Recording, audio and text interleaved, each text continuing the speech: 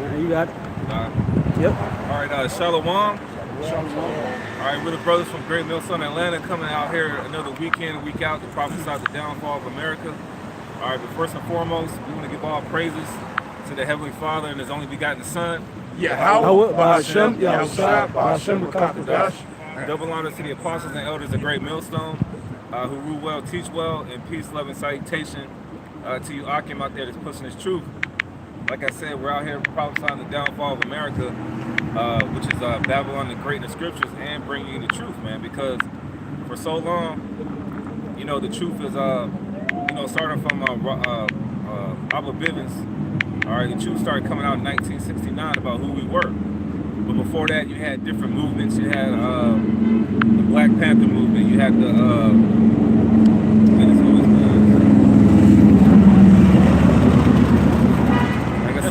you had different black and brown movements. All right, you had the Black Panthers. You had the Moors with Noble Drew Ali. You had the Nation of Islam with the dishonorable Louis Farrakhan, the dishonorable Elijah Muhammad. So you had all these different movements that Jake was into. Jake, you know, Jehovah's Witnesses, the Baptist Church. But at the end, the truth is going to come out. All right, and the truth is, so-called Negroes, Latinos, Native Americans, and confusion of faces, those who look like other nations, but the line goes back to Abraham, Isaac, and Jacob. You're the true sons of the living power, man. All right, so let's start with that first scripture now. First Corinthians. This is 1 Corinthians 4, verse 9. For I think that God has set forth us, the apostles, last, as it were appointed to death. For we are made a spectacle unto the world, and to angels, and to men. Like I was saying, like all those other movements, so the 60s and 70s, all right, you know, Scientology, all these different movements, man, that Jacob was into, man. All right, the Most High set the apostles last. All right, starting with our apostle elders and their teachers back in the day to give our people the truth, man. All right, and we're made a spectacle to this world because we're out here. Most people are enjoying their weekend. All right, they're trying to live their best life. They're at the pool. They probably at the beach. We out here on the concrete. All right, suffering the elements to give you people the truth, man. Whether you are here or forbear. So then we're made a spectacle. You got cars going by. All right, looking at us, honking their horns. Some of them know who we are. All right, so we're made a spectacle out here. All right, to the world because we're preaching the truth. Because the truth is set forth last, man. Throughout all these movements that you see, the Pan-African, you can't forget the Kemetic science, you can't forget the Pan-African movement, and Umar Johnson, all these other guys, the Back to Africa movement. All right, after all that garbage, all right, the truth is coming out, but the truth has been here. Like I said, the truth been out since 1969, but since our apostle and elders been on YouTube since 2007, this truth has flourished, man. You know, so you got any more on that? That was it on that. All right, go to say that second Ezra. You know, because like I said, the truth is finally coming out, and you see the spirit in things happening, man. You might see Jake with fringes on. All right, on the way here, I saw some other Israelite camps. You know, I seen Jake reading the Bible today. You know, so I mean, the spirit of Yahweh Shemel, the spirit of the Lord is out here. All right. The people will tell you that you're the Israelites. You got different camps, but there's only one camp that has the truth that's giving you 100% truth according to these scriptures. This is start at 2 Corinthians 6. Oh, you mean go second? No, second. Oh, second. This is 2 Esdras 6, verse 27. For evil shall be put out, and deceit shall be quenched. We're starting to see that now. Esau, the so-called white man, the wicked, who could be identified in Malachi, the first chapter, I think 1 through 4, identifies who the wicked is, what nation of the people who are the wicked. It's the so-called white man, okay? No further explanation on that, because you can walk down the street. Who promotes sodomy? Who promotes lesbianism, transgenderism, pedophilia, eating abominable foods, setting the woman over the man, all right, polluting the air, putting trash in the ocean, setting you over chemtrails, giving you vaccines, all right, saying it's okay to marry a tree, saying it's okay to have sex with a tree, who's putting human blood into meat. It's Esau, the so-called white man. right. That fornicator in Hebrews 12 and 16. So this evil is soon to be put out. And America is about to be destroyed by thermonuclear fire. That's going to be the end of Esau's age and the end of ours. That's right. All right. So all this corruption and evil that you see is being put out, man. You know, ever since, like I said, our business came on the scene, you start to see a decline of Esau Edom. All right. Continue on 28. Yeah, 28. This second Esdras 6 verse 28. As for faith, it shall flourish. Corruption shall be overcome, and the truth, which had been so long without fruit, shall be declared. Yeah, because we went into captivity. We went on cargo slave ships, pursuing the Deuteronomy 28 and 68. We should go into a second Egypt, okay? And that's America, because when you look at a map, when you go between Egypt and Israel, you don't take a boat there. You walk there. That's why the Israelites went through the wilderness, man. All right, they're coming out of Egypt. But this is the new Egypt. This is the new house of bondage right here, man. Where we work these long jobs. All right, we get little pay. Esau takes his money off the top when we get paid. All right, we don't own anything. We don't even own our children. If brothers do have children, you don't own them. You don't own your house. You don't own your car. All right, the deacon just did a lesson I think yesterday, about a man who got his home seized because he didn't pay $8 in taxes. All right, so we're in captivity, man. This is the worst case scenario ever, man. But the good news is the truth is coming out at the last moment, and you better get it while the getting's good, man. All right, this ain't no fly-by-night thing. This ain't no pro-black movement, man. This is the truth according to the scriptures. All right. This is second Esdras 6, verse 28. As for faith, it shall flourish. Corruption shall be overcome, and the truth, which had been so long without fruit, shall be declared. Verse 29. And when he talked with me, behold, I looked by little and little upon him, before whom I stood. And these words said he unto me, I am come to show thee the time of the night to come. If thou wilt pray yet more and fast 7 days again, I shall tell thee greater things by day than I have heard. And that's how you get the understanding of the scriptures, man. You be of a contrite spirit.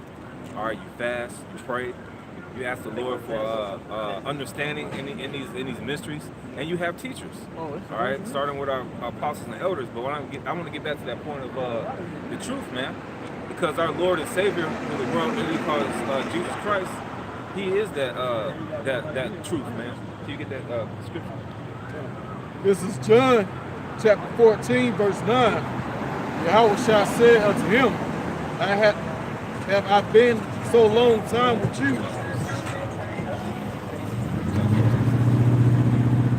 This is John chapter 14, verse 6. Yahweh shall say unto him, I am the way, the truth, and the life. No man cometh unto the Father but by me. Right. And he wasn't speaking to himself, man. He has a Father in the heavens named Yahweh, man. So that cuts all that Trinity garbage, man. All right. Why would he be talking to himself? That doesn't make any damn sense. But Yahweh Shai, who the world only calls Jesus Christ, is that way to salvation for the Israelites, man. All right. He is that door. All right. He is the way to us getting back to the Heavenly Father. All right. Because there's been many accounts of Israelites going into captivity. We're praying to the Lord. He gets us out. And then we keep doing the same old BS over and over again, to the point the Lord got tired of us and He cast us here. You know, we here in 2019 and in the land where our people are serving false gods, man. All right. So Yahweh Shai is that only way. It's not Jesus Christ, man. You got something? All right. This is John 10, verse 1. Verily, verily, I say unto you, he that entereth not by the door into the sheepfold, but climbeth up some other way, the same is a thief and a robber. Yeah. You're a thief and a robber. You subscribe to this madness right here, man. Jesus is the devil, man. All right. When you subscribe to that sweet white Jesus, man, you're a thief and a robber, man. You're not coming in the right way, man. All right. You got to come up under the right doctrine of what first you gotta understand what Yahweh Shah looks like, man. Let's go to Revelation, the first chapter, because our people, the scriptures say in Revelation, the first chapter, blessed is he who readeth, man. So we're gonna get the description of who you call Jesus Christ, man. Real name Yahweh Shah, man. We're gonna go to 1 and 1. Just read it for me. This is Revelation 1, verse 1. And he sent and signified it by his angel unto his servant John. All right, you go to verse 13. So this is basically a vision that John the Revelator saw, man. All right, and this is the accurate description of what the Lord looks like according to the Bible. Our people say, which represent you people in the chart. I'm talking about you people. I'm talking about you so-called Negroes, Latinos, Native Americans, confusion of faces. You say you know the Lord. You say you love God. You say Jesus is my will, Jesus is my co-pilot, and all the other garbage, man. But when we try to tell you the accurate description of the Lord, you say color don't matter. All right, but we're gonna get the accurate description of the Lord. This is Revelation 1, verse 13. And in the midst of the 7 candlesticks, one like unto the Son of Man, clothed with a garment down to the foot, and a girt, Salakia, and girt about the paps with a golden girdle. So as you see, like these garments we got on to the foot, long garments, man, this is what our Lord had on, man. So you can sit here and be like, oh, they got skirts on and all that madness. We're just doing we're just being imitators of Yahweh Shah, man.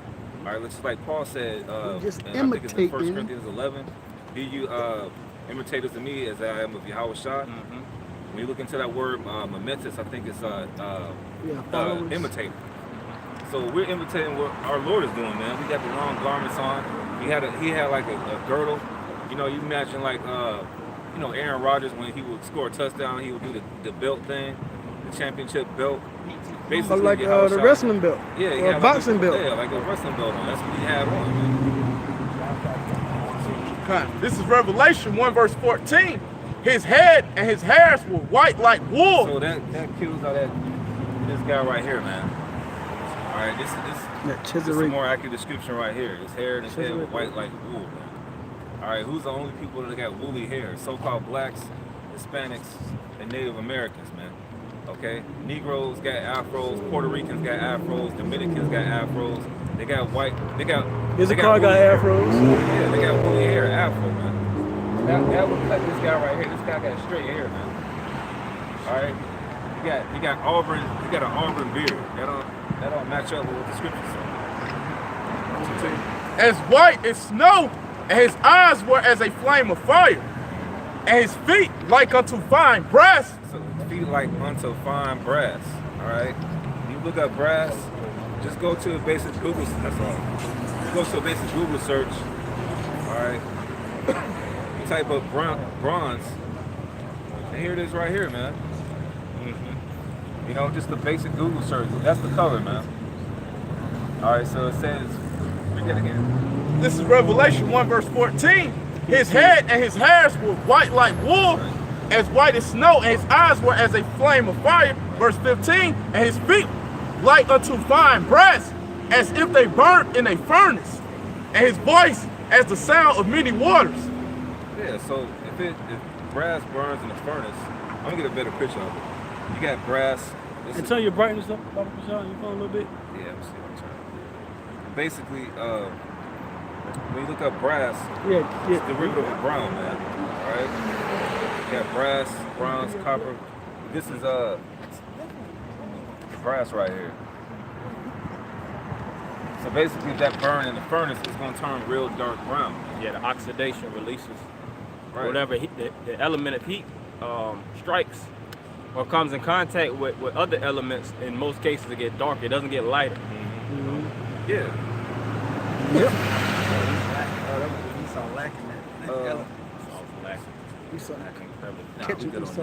But that's basically an accurate description of our Lord and Savior Yahweh Shah, man. We can get that picture again of the yeah, go. This is John chapter 7, verse 38. He that believeth on me, as the scripture has said, out of his belly shall flow rivers of living water. So yeah, we believe on what the scriptures say, the accurate descriptions of our Lord and Savior, man. You're gonna have those rivers of living water, man. You're gonna understand these mysteries. That's one of the first things that you learn coming into the truth. That's one of the first things. All right, like I said, when Abba Bivens came on the scene, man, this is what he was preaching, man. He was also preaching repentance to the 12 tribes. You get Matthew 10 and Matthew 10 and 4, I believe. Yeah, Matthew 10 and 4. Because salvation, that's one of the mysteries as well. All right, salvation isn't for everybody, man. The world believes that. How the hell do you believe that you can just be the biggest degenerate and freak, but he's coming to save you? That don't make no sense. You could be a homosexual. You can eat pork. You can eat crab. You can be a complete bug out and a degenerate out here, living your best life, doing what you want to do. But then he's coming to save you. It don't work like that, man. You know. So, This is Matthew chapter 10, verse 4. Simon the Canaanite and Judas the Iscariot. Verse 5. These 12 Yahweh sent forth and commanded them, saying, Go not into the way of the Gentiles, and into any city of the Samaritans enter ye not. yeah, because like during that time, I believe going back to 2 Kings 17, when the Northern Kingdom, which represents, your so-called Puerto Ricans, your so-called North American Indians, your so-called Mexicans, they went into captivity under the Assyrians, and during that time, when they was going out to captivity, the other heathen nations came in that land. All right, so that's why Yahweh Shah would say, go not in the way of the Samaritans. So that's obviously a division right there, man, because it's not for them. It's not for these other nations.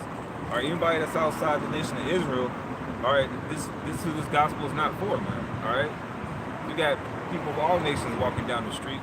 They get their judgment of what's going to happen to them after this kingdom, but salvation is not for them, man. That's obviously a distinction between separation, man. If he said go not into the way of the Samaritans and these other Gentiles, man. All right, that's a distinction. You got something? Yeah, to go with what you just said. 2 Kings 17 and 24. And the king of Assyria brought men from Babylon, from Cutha, from Ava, and from Hamath, and from Sepharvaim, and placed them in the cities of Samaria instead of the children of Israel, and they possessed Samaria and dwelt in the cities thereof. Gone. Yeah, so that's what Yahweh Shah meant in Matthew chapter 10. So you continue on. This is verse 6. But go rather to the lost sheep of the house of Israel, and as ye go, preach, saying, the kingdom of heaven is at hand. All right, somebody get that word lost in the blue letter box. I got a little bit more. You got, all right. Yeah, a little bit more. We just read into how he sent them to Samaria. And so it was at the beginning of their dwelling there that they feared not the Lord. Therefore the Lord sent lions among them, which slew some of them. Wherefore they spake to the king of Assyria, saying, the nations which thou hast removed and placed in the city of Samaria know not the manner of the power of the land. Therefore he hath sent lions among them. And behold, they slay them, because they know not the manner of the power of the land. Then the king of Assyria commanded, saying, carry thither one of the priests whom ye brought from thence, and let them go and dwell there, and let him teach them the manner of the power of the land, which was the Levites. Then one of the priests whom they carried away from Samaria came and dwelt in Bethel, and taught them how they should fear the Lord.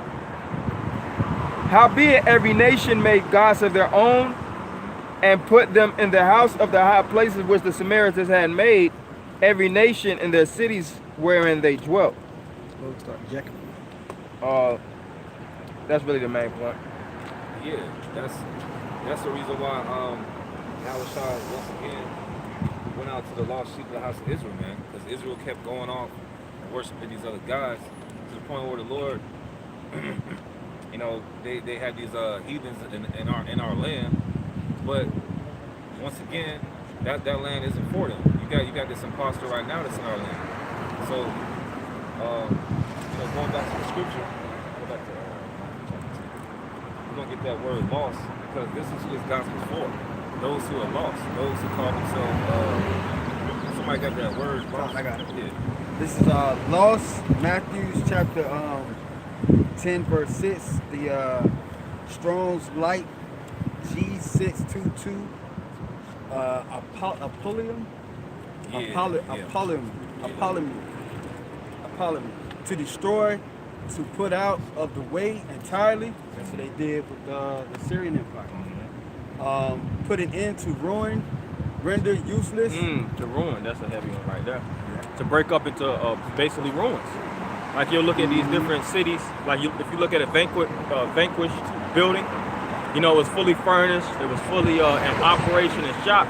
But when it's in ruins, what happens? Everybody runs out of the area.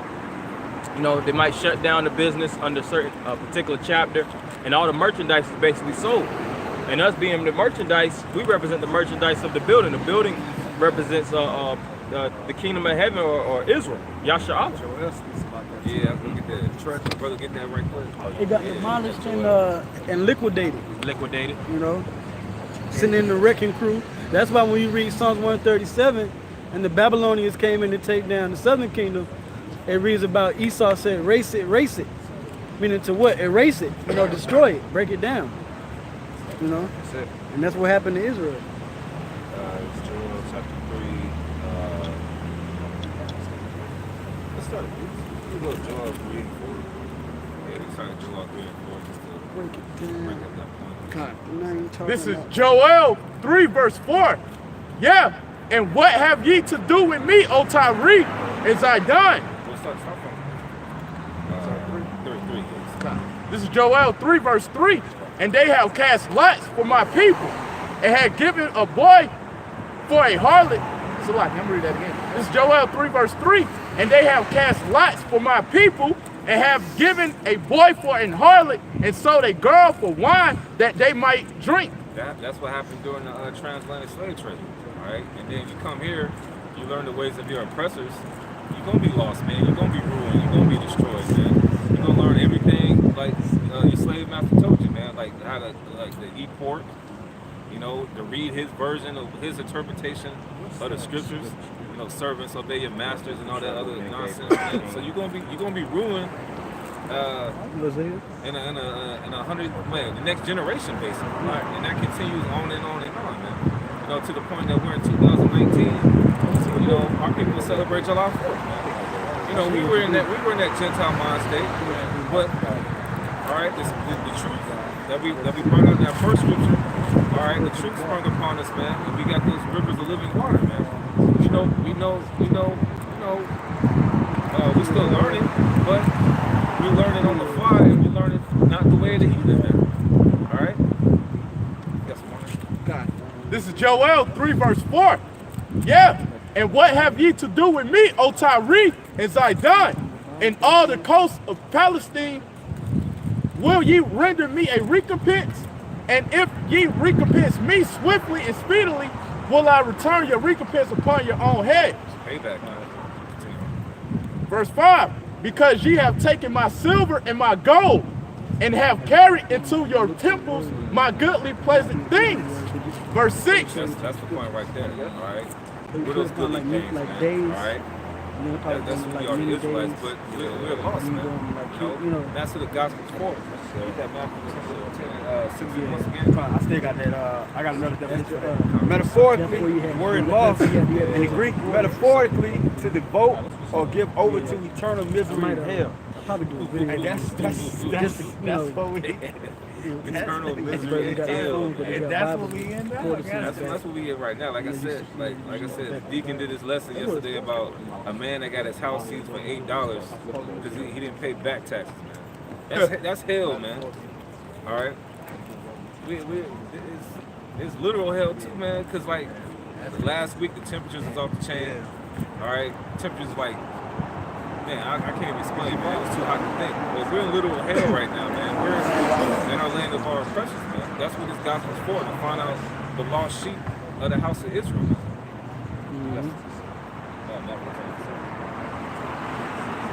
This is Matthew chapter 10, verse 6. But go rather to the lost sheep of the house of Israel. The house of Israel, man, not any other nation, not the Moabites, not the Ammonites, because you can find the table of the nations in Genesis, the 10th chapter, man.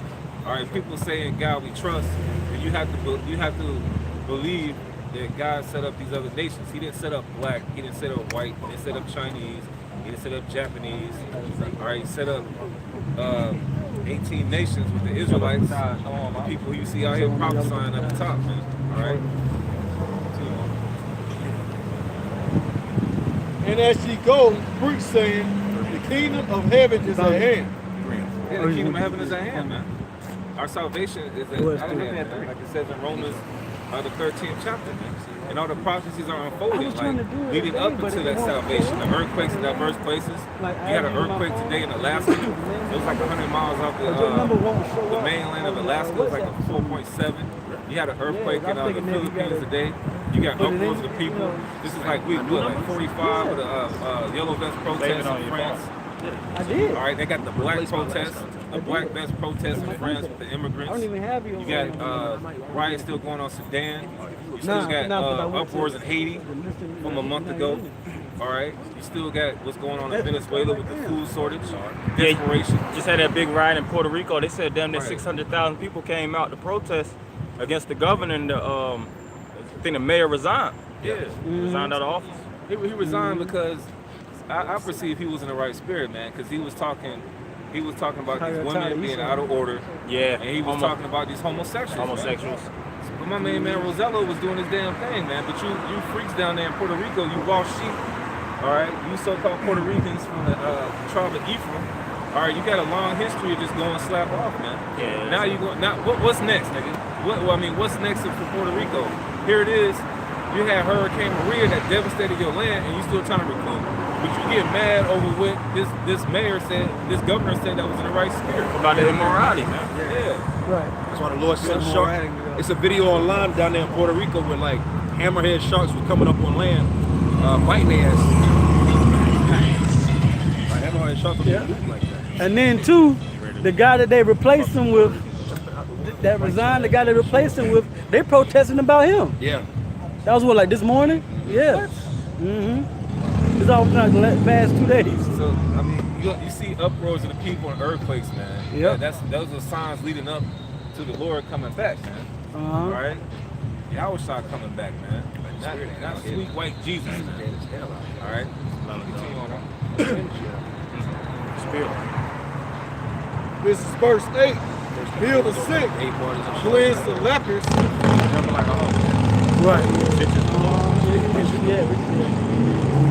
This is verse 7. And as ye go, preach saying the kingdom of heaven is at hand. Heal the sick, cleanse the lepers, raise the dead, cast out devils. Freely ye have received, freely give. I think they're gonna do away with that shit. Them just We got a form of spiritual powers right now, man. All right, it's gonna manifest into us, like he really healing the sick and raising up the dead. All right, Lord willing. Well, right now we're doing that right now, raising up the dead, man. The spirits of dead. The valley of dry bones, Ezekiel 37, man. Yeah, because like I said, we were all in that mind state. All right, some of us 2, 3, 4, 5 years ago, was just like these people out here, smoking Newport 100s in the box. All right, smoking weed, eating abominable food, wearing Jesus pieces, going to church, falling asleep at church because it was boring. All right, following the ways of the heathen, man. But we woke up, and now we're in the like mind as our apostles and elders are doing, waking up like-minded men. This Titus 3:3. For we ourselves also were sometimes foolish, disobedient, deceived, serving diverse lusts and pleasures, living in malice and envy, hateful, and hating one another. But after that, the kindness and love of the Most High, our Savior toward man appeared, not by works of righteousness which we have done, but according to his mercy, he saved us by the washing of regeneration and renewing of the Holy Spirit. I think it's Lamentations 3:22. Because the Lord basically is having mercy upon us, man, by giving us words. All right? Soft cake. I mean, the see where we came from, and then to now, I it is mercy, man. That we're not consumed out here like these other folks, man, because judgment is happening day in and day out, man. The more that this word goes out, best believe when we get done preaching here and other brothers preaching in other areas, judgment is going to go out, man, because our people here forbear this word, man. They walk up and down the street, they look at us like we crazy, all right? But they're actually the crazy ones, man. All right, when all hell breaks loose, they're gonna be looking crazy. All right, because there's gonna be martial law on the streets. There's gonna be curfews. The RFID chip, which is the mark of the beast, is gonna be unleashed on the people. It's already here, man. You have articles from like, you got Nate Satan talking about this June ain't no microchip. Man, you got articles from like 2008 talking about prisons chipping prisons. So it's been here, man. It just hasn't been made mandatory yet. Yeah, the big thing with Elon Musk talking about Neuralink? Neuralink. Shipping and merging man with machine. And you got tons of it, movies. Man, that show on HBO Years to Years. With a chick where she had it in her phone. Oh, she was like, And she said, call me. And she answered with a, man, that show you the chip technology, man. I thought it was just a commercial. Oh, no, that's a series. Oh, that's a show. You gotta watch I need that to watch shit. that. Because in the show, the chip, it goes we go. from a place of like, to the point where she's basically she's so transhuman. To the point where like, and they show as it fast forwards and proceeds year to year. Next thing you know, she's able to like look at you, close her eyes and snap a picture. And then with a wound of her hand, send the picture, send it to you. Oh, She's completely into the whole system, man. Yeah, they got that now. The contacts, they just developed the contacts, which they want to put them on the market. Contacts that can actually record and take pictures. You know, Google's behind it, but they that information. I mean, it came out years ago, but it came like they've updated it within like the last month or two. Yeah, she had a Bluetooth speaker in her hand. So, fuck. That shit was there. That show you gotta watch that shit. Man. Yeah, that's crazy. That show was. Yeah, I'm gonna have to watch this. This is Lamentations chapter 3, verse 22. It is of the Lord mercies that we Gotta are have like not an alternate consumed, because his compassion fails not. Yeah, the Lord's having compassion on us right now. Lord, when He does, when this mark of the beast comes, our temptation. All right, because it's coming soon. All right, that's why you got to take heed to the word. That's why you got to get this truth. Because you won't get caught off guard. All right, that chip is mandatory because these other camps, not to get on these other camps like that, but they're preaching that the RFID chip is a spiritual mark. Well, you already got it in your phone. You already got the mark of the beast. It's already in your phone and all the other breakdowns. Yeah, in your credit card, it's embargo, sleeping with white women, whatever doctrine they got out this week about the mark of the beast. You know, it's best to take heed to the truth, man, because you're gonna end up being lost, man. You're gonna end up being destroyed. But you know what, brother? Like how you say, like with that show year to year, literally at the drop of a dime, all the plays, all that bullshit's gonna go out the window because it's gonna become reality. Like they show you in a show where basically how everybody was round about a dinner table having a dinner party, and then the horns went off. Then it ain't play no more. Now it's green. So like if you think that it's not the chip, you're gonna be forced. It's gonna be shoved in your face. Everything that you saying everything that you taking away from the scriptures, you're gonna meet head first, man. Well, that's the Amos 5. Yeah. And then shall meet a barren line, meaning these calamities are going to hit you back to back. You think Esau's not the devil? You're gonna see it. Yep. This is Revelation 3, verse 10. Because thou hast kept the word of my patience, I also will keep thee from the hour of temptation, which shall come upon all the world to try them that dwell upon the earth. It's all the world, man. So for them jokers that say the mark of the beast is Christianity, what if you were a Muslim, man? What if you were like a Hindu, a Buddhist? You know, if the mark of the beast is Christianity, why? Our vocab say it's sin. Yeah. That's IUIC says the mark of the beast is sin. Why did John the Revelator write about it for the last days? Sin has been since the beginning. Right, people been sinning. People been sinning. Cain, the Lord told Cain, sin lieth at the door. Sin lieth at the door. So sin, You know what I'm saying? If sin is the mark of the beast, what was that to reveal? You know? Yeah. Nah, man, it's talking about an actual device. Yeah, that's why I said it's the mark pertaining. The key word is of the beast. Meaning carnal. Of the beast is something that's pertaining to, it's branded by this beast system. And if you see, you know, in Europe, all throughout America, of course the EU and NATO, these different nations are pushing towards a biometric style of life, and the beast really represents the whole system, man. You know, we talk about from America all the way over to the Asiatic lands. And China, it's getting worse and worse. It's more forms of registration, you know, biometric forms of registration with that credit-based system. You know, it's damn near impossible to maneuver and leave the country with bad credit. You see, so they're going to take it to the form of more mandates, and there's going to be more implications to the point where it's physical imprints within yourself. And you see, the government is going to push towards that same narrative because what? They're gonna come up with more false flags. They're gonna come up with more conspiracies. They already just passed this legislation to basically crack down on whistleblowers. So if individuals even speak about the mark of the beast, speak about all these different things and conspiracies and such, then they're gonna do away with them, and then they're gonna start chipping people. That's a major thing that's being talked about in the news and various other things. But it's gonna be imposed upon the people, imposed upon the masses from your job, you know. We're through the spirit, we're the real whistleblowers because we expose Esau on all levels, man. All right, and pretty soon he's gonna shut down YouTube, and you're not gonna get these breakdowns of the mark of the beast being the chip, man. You're not gonna be able to sit down with some popcorn and some sparkling water and watch some videos and get entertained. This ain't about entertainment, man. This is about salvation is on the line, man. Put up a rap video instead of making rap videos instead of a lesson. Yeah, I mean, do a lesson, the man. antics and the gimmicks is getting played out, man. Right. It's coming down to the wire right now, man. Shit's getting real for real out here, man. You know, Jake want to be in that father spirit, but that's on them, man. You know, we gonna keep out here teaching you the truth according to the scriptures, man.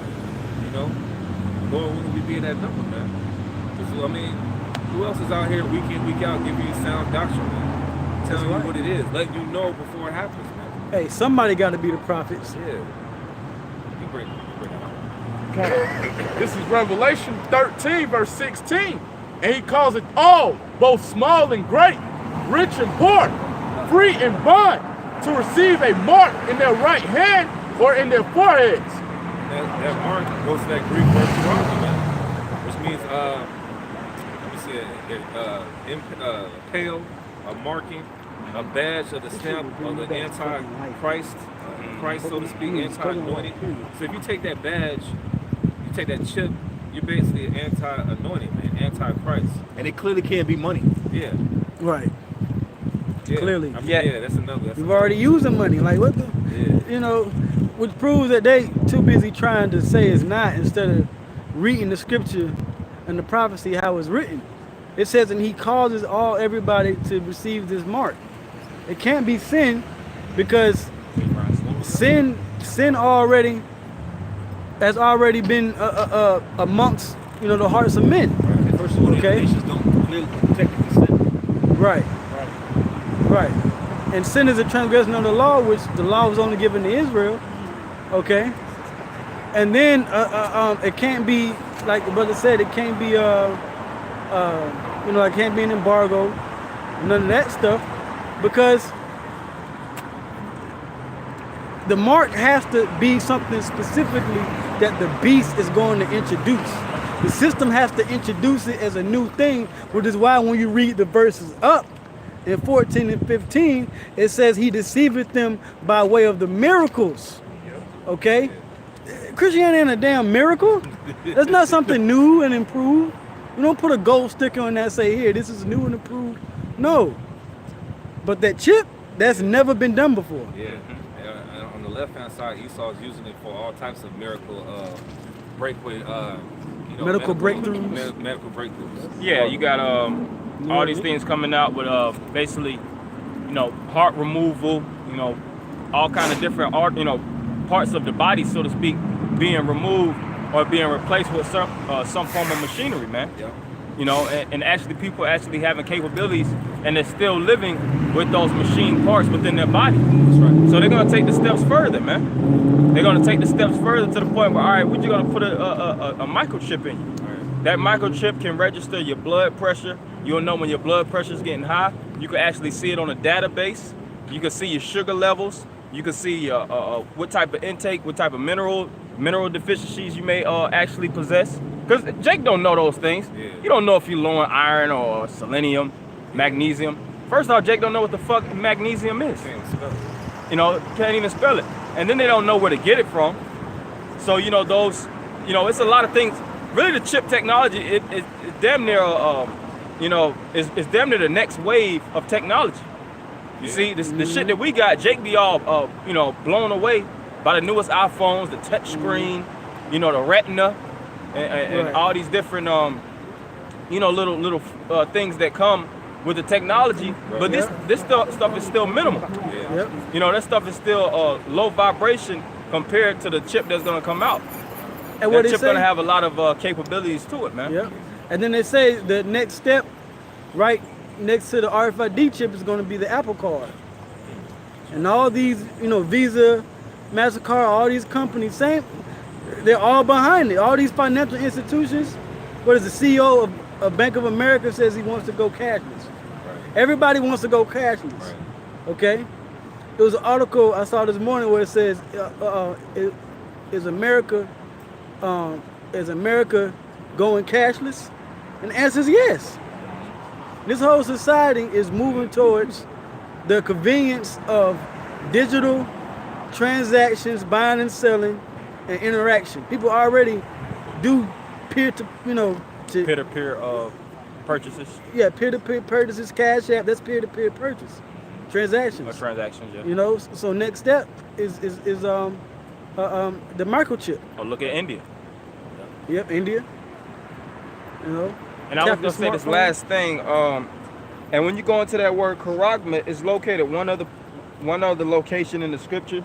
There's only two places that are, because the word charagma, breaking it down, it goes into charax, which means, like you said, a stake, and an imposing or imprint, Cutting, etching, incision, into, you know, yeah. anything to stake within. And it's also located in Luke. This is Luke 19, and I'll start at 43. It says, "For the day shall come upon thee that thine enemies shall cast a trench about thee, and compass thee around, and keep thee in on every side."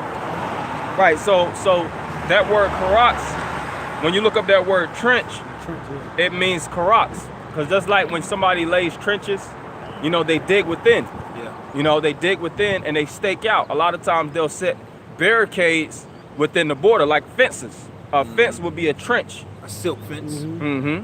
And you do what? You dig within the earth and you impale it within, so it could be secured or fastened, and it'll be unbreakable or unpenetrable, so to speak. Right, and that happened in 7 AD. That's what they're talking about. 7 AD, when the Romans came and besieged Jerusalem, they entrenched round about Jerusalem. They cut off Masada.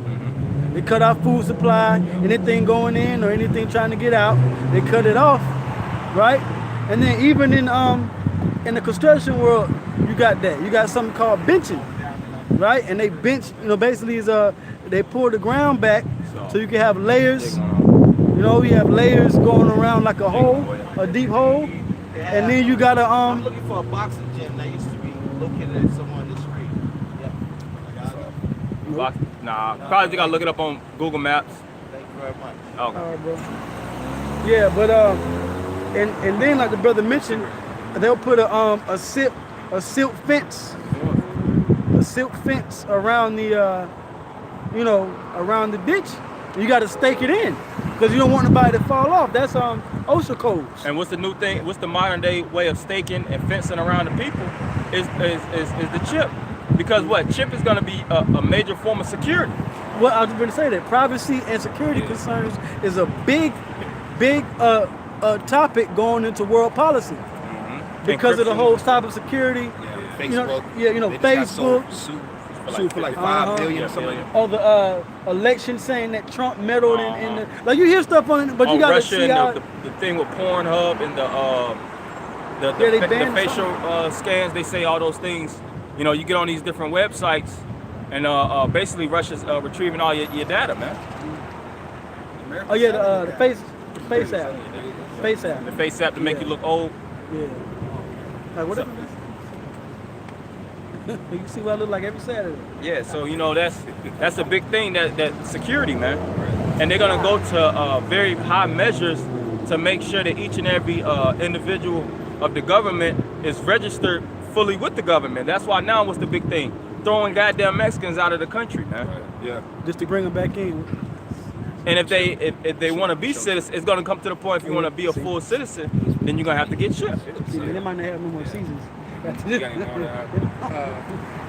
I can say too about the security, Esau's real big on psychology. So and then one thing that Esau knows is through what is a term called groupthink. Mm-hmm. So they know that if there's 10 million people in the city of Atlanta, let's just say, and 7 of those 10 go get the chip, you're gonna look crazy for not getting it. Right. Just off of the strength of you not doing it is gonna make you look like an enemy. So that's gonna play against you anyway, because it's like, well, what do you have to hide? Right. It's you know why are you so secretive? And that's gonna mark you as a person. That's another defensive mechanism to cause you to jump in line. Because people can't take no pressure. Oh hell no. Bust pipes, man. These people. Pressure bust. This is Bust people. 2 Corinthians 2, verse 11. Oh yeah. Lest Satan should get an advantage of us, for we are not ignorant of his devices. That's what we coming That's out a here with valid the truth, man. Because we're not ignorant of his devices, man. All the things that the brothers were saying, going into how due to recent measures and pressure from above, pressure from below, all right, the chip is gonna be implemented, man. So we're not ignorant of his devices. You got brothers with different viewpoints on how it's gonna come about through the spirit. So we're not ignorant of what's going on out here, man. All right, we know what time it is according to the scriptures, man. We know that mark of the beast is gonna be implemented. Like Apostle Tahar says, these other camps that don't preach it, they gonna bug out when it comes out, man. Yeah, and even let's even deal on an entertainment ring, on an entertainment platform. You know, the gaming systems that we have, they still could be updated. They still could be modified, and it's gonna come to the point of what? Biometrics. You know, virtual reality. They had the virtual reality. Yeah, the VR headsets. Yep. And I was talking to Jake on the job.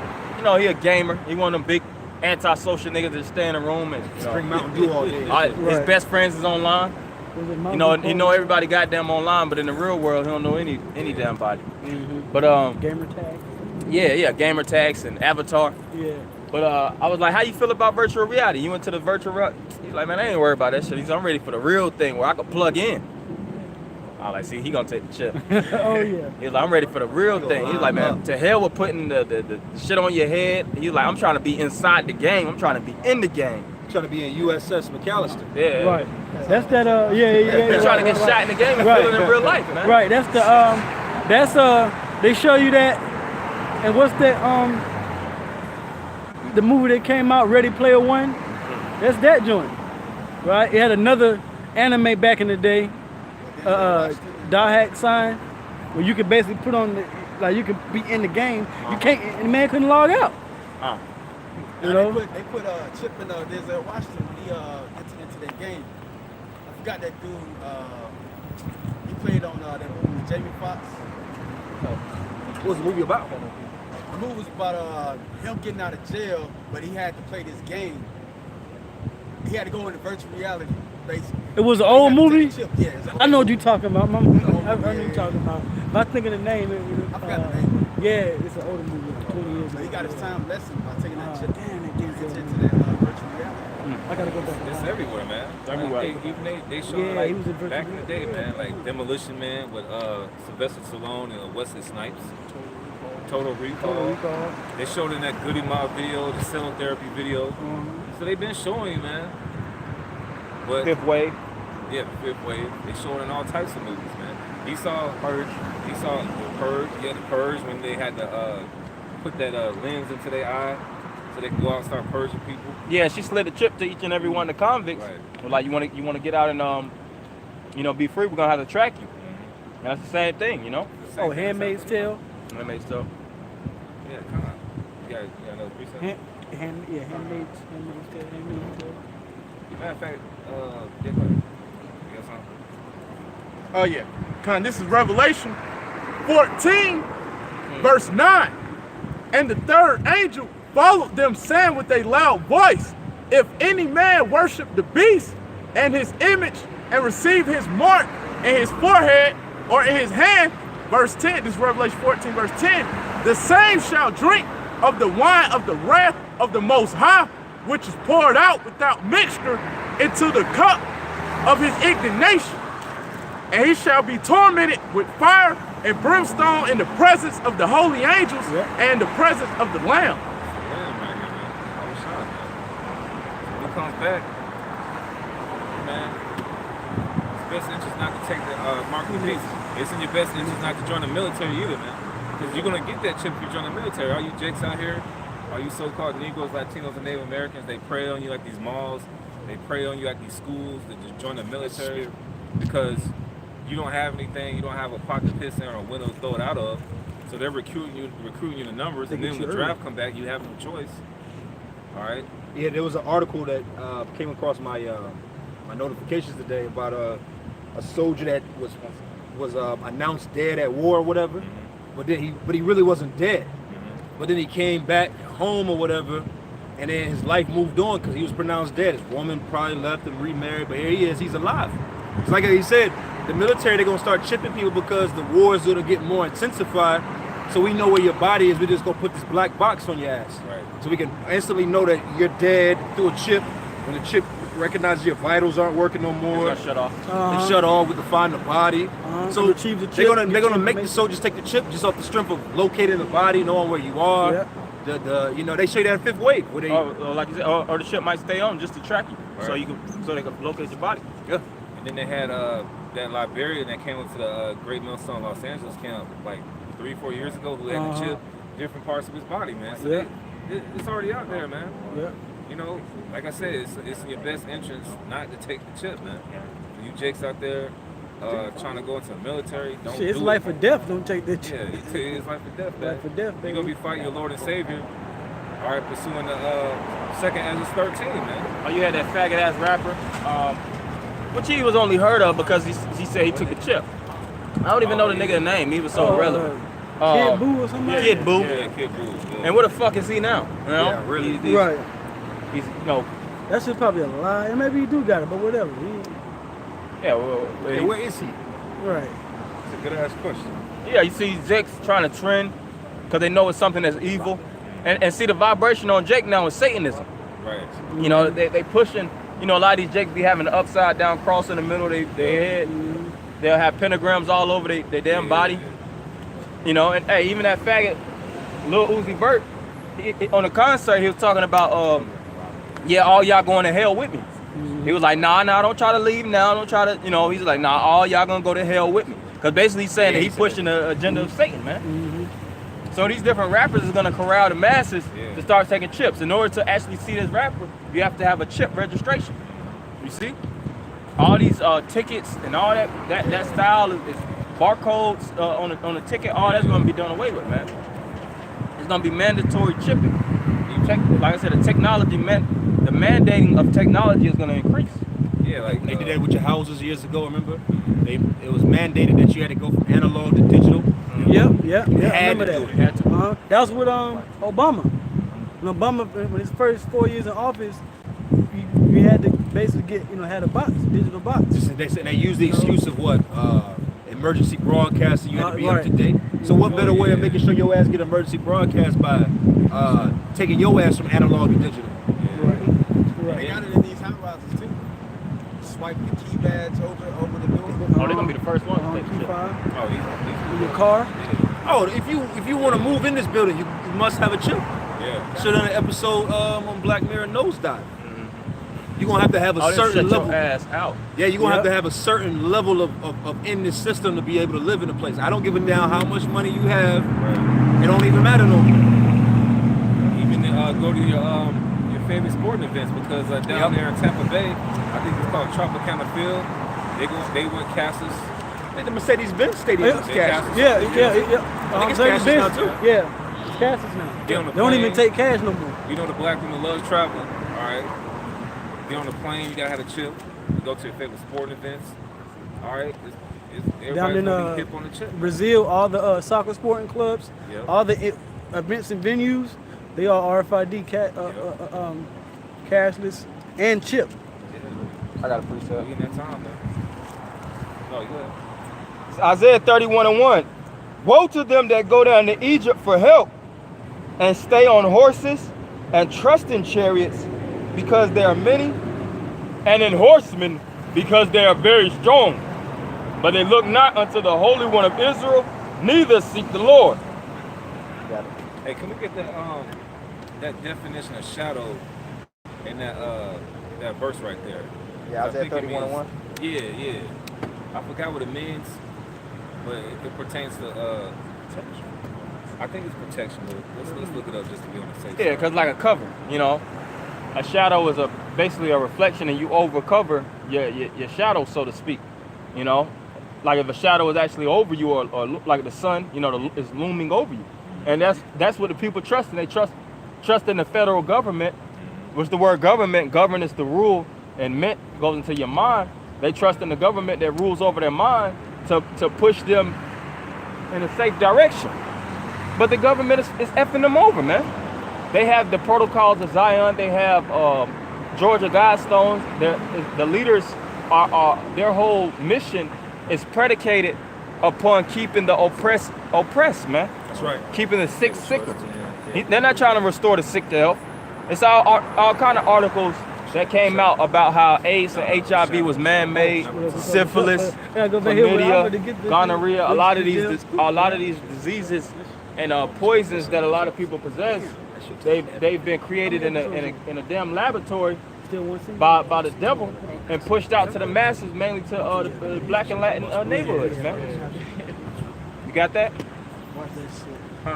Let's read that one. Okay.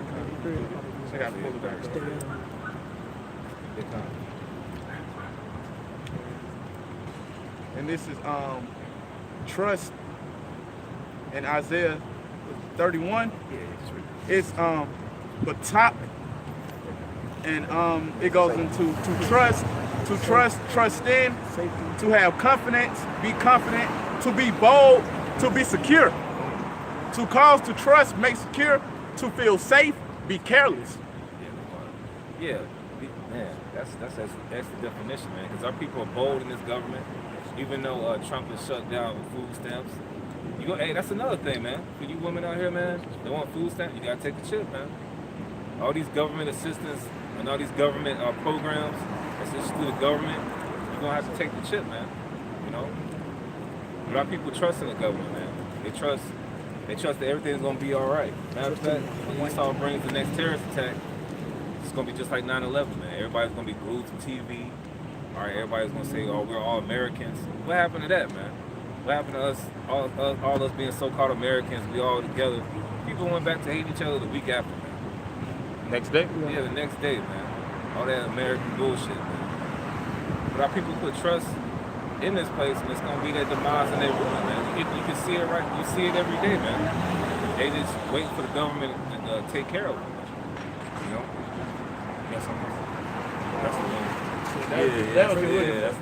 Can you want that? Yeah. Con, this is Isaiah 30, verse 1. Woe to the rebellious children, saith the Lord Yahweh, that take counsel, but not of me, and that cover with a covering, but not of my spirit, that they may add sin to sin. Verse 2, that walk to go down into Egypt, and have not asked at my mouth, to strengthen themselves in the strength of Pharaoh, and to trust in the shadow of Egypt. That word shadow just to close on out. Because our people trust in the shadow of Egypt, and they trust whatever the so-called white man tells them. All right? all of a sudden gay marriage during your boy Obama's administration was legalized in 2015. Now everybody wants to be a sodomite now. You know, are people trusting whatever's given to them out here, man? I got a precept for you. This is Micah 7. Micah 7 and 5. And it says, trust ye not in a friend, put ye not confidence in a guide. Keep the doors of thy mouth from her that lieth in thy bosom. And the point here is, put ye not confidence in a guide. And the government is set up to do what? Guide us through these different situations. Any little skirmish or things that happen, what our people put our trust in it. If they hear any ruffles in the trees behind the back door, they call the police. Yeah. Anything that has any troubles to them, they think it's just as simple as picking up the phone and sitting in the comfort of their house and making a phone call. But that's confidence placed in something that's against you. So these people, they're gonna realize the hard way that none of this. Jake gotta be a faggot to still be blasting that shit. What the fuck was that? What was that? Oh yeah, Yeah, yeah, big fact, man. Supposed to ban that shit. All right, we're gonna get That shit coming to the radio, man. You supposed to turn the radio station. We're gonna get one more definition, man. For let the Might as well be listening to Meg Scott. man. That word, Shadow. yeah, shadow. All right, this Tazallah. Tazallah. Yeah, Tazallah. Con, this is the word shadow from Isaiah 30 and 2. In the blue letter, it's Tazallah, and it goes into shadow, shade, shade as protection. And it says shadow on dial. Shadow symbolic of transitoriness of life. Was symbolic of transitoriness of life, but it goes into protection. Yeah. That's everything's linked to the chip, man. So I'm just letting another brother play from the spirit. What was that you was holding there? I said 30. Okay, you have to hold that. Read that again. Isaiah 32. But just like the brother was saying, you know, the shadow represents the protection. And as we know, you know, we are protected, you know, as citizens by right by the government. But see, Jake believes that wholeheartedly, man. That's why you pay what? You pay federal taxes. Every check that you actually work for, you're paying a particular federal tax, paying a particular state tax, and these different taxes are funded for your protection. For when the government goes to war, you don't have to so-called stand on the front lines personally. If you're a so-called citizen, you have the military that you're financing, all right? Or you have certain particular federal industries or you know, state officials and things of that nature that people trust in, their mayors, their governors. That's where all the taxpayers' money goes towards. And they believe that these individuals are going to lead them to safety wholeheartedly, man. Not knowing that the government, as they know it, is going to turn on them as they did in the ancient world. When we was under the government of Rome, you had Jake, all right, believe that the Roman government was fully formed, where they said, we have no king but Caesar. That's right. And that same government kicked their asses out during the expulsion of Rome. That was legislation. Kick these niggas out of their communities. You had the siege of Masada. You had all these different events that took place, which you have the Ark of Titus as a memorial to show that that the so-called white man has resentment towards you. And those Romans, those same that same stock of devils, they live here. That same seed line of the wicked, they're the rulers in today's time, because there's something, of course, according to the Bible, known as reincarnation. All right, spirits don't never die; they always come back within a specific amount of time. All right, you can read that over. I got something for you. Oh, you got something? Go ahead, man. All right. Bring out what you got there. This is Ecclesiasticus 12 and 10. And it says, never trust thine enemy, for like as iron rusted, so is his wickedness. Yeah. Though he humble himself and go crouching, yet take good heed and beware of him. Yeah, so the Bible tells us without a shadow of a doubt that we have enemies and to never trust them, meaning never to embrace them closely. All right? Because they're known as backstabbers, man. And how many times has the government stabbed the blacks, Latinos, and Native Americans in the back? Countless. Yeah, can Before the government was actually even known as the United States of America, when they got their independence in 1776. All right, was that July the 4th? See, prior to 1776, you blacks, and even in 1776, you blacks was in hardcore slavery, man. Getting raped, getting buck broken, the men and the women. All right, getting experimented on through different forms of science. Torture for sport. Torture for sport. And that's in the United States. That's even in Brazil. That was on the islands in Jamaica and things of that nature. You know. And like I said, it's not just you blacks, it's you Latinos and Native Americans too. Y'all caught a great deal of hell, man. You got your nationality stripped from you, and you got it renamed upon, and you got an identity of things that don't even exist. All right, black. That's a color, man. They called you Haitian.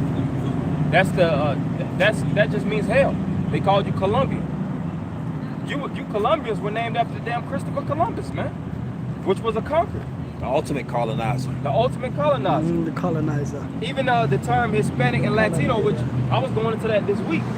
You know, the Hispanics call themselves Hispanic, and when you go deeper to the word, you know, Latino, it just means okay, a Latin speaker that's right. from or Hispanic. When you go into the word Hispanic, it goes into Hispaniola.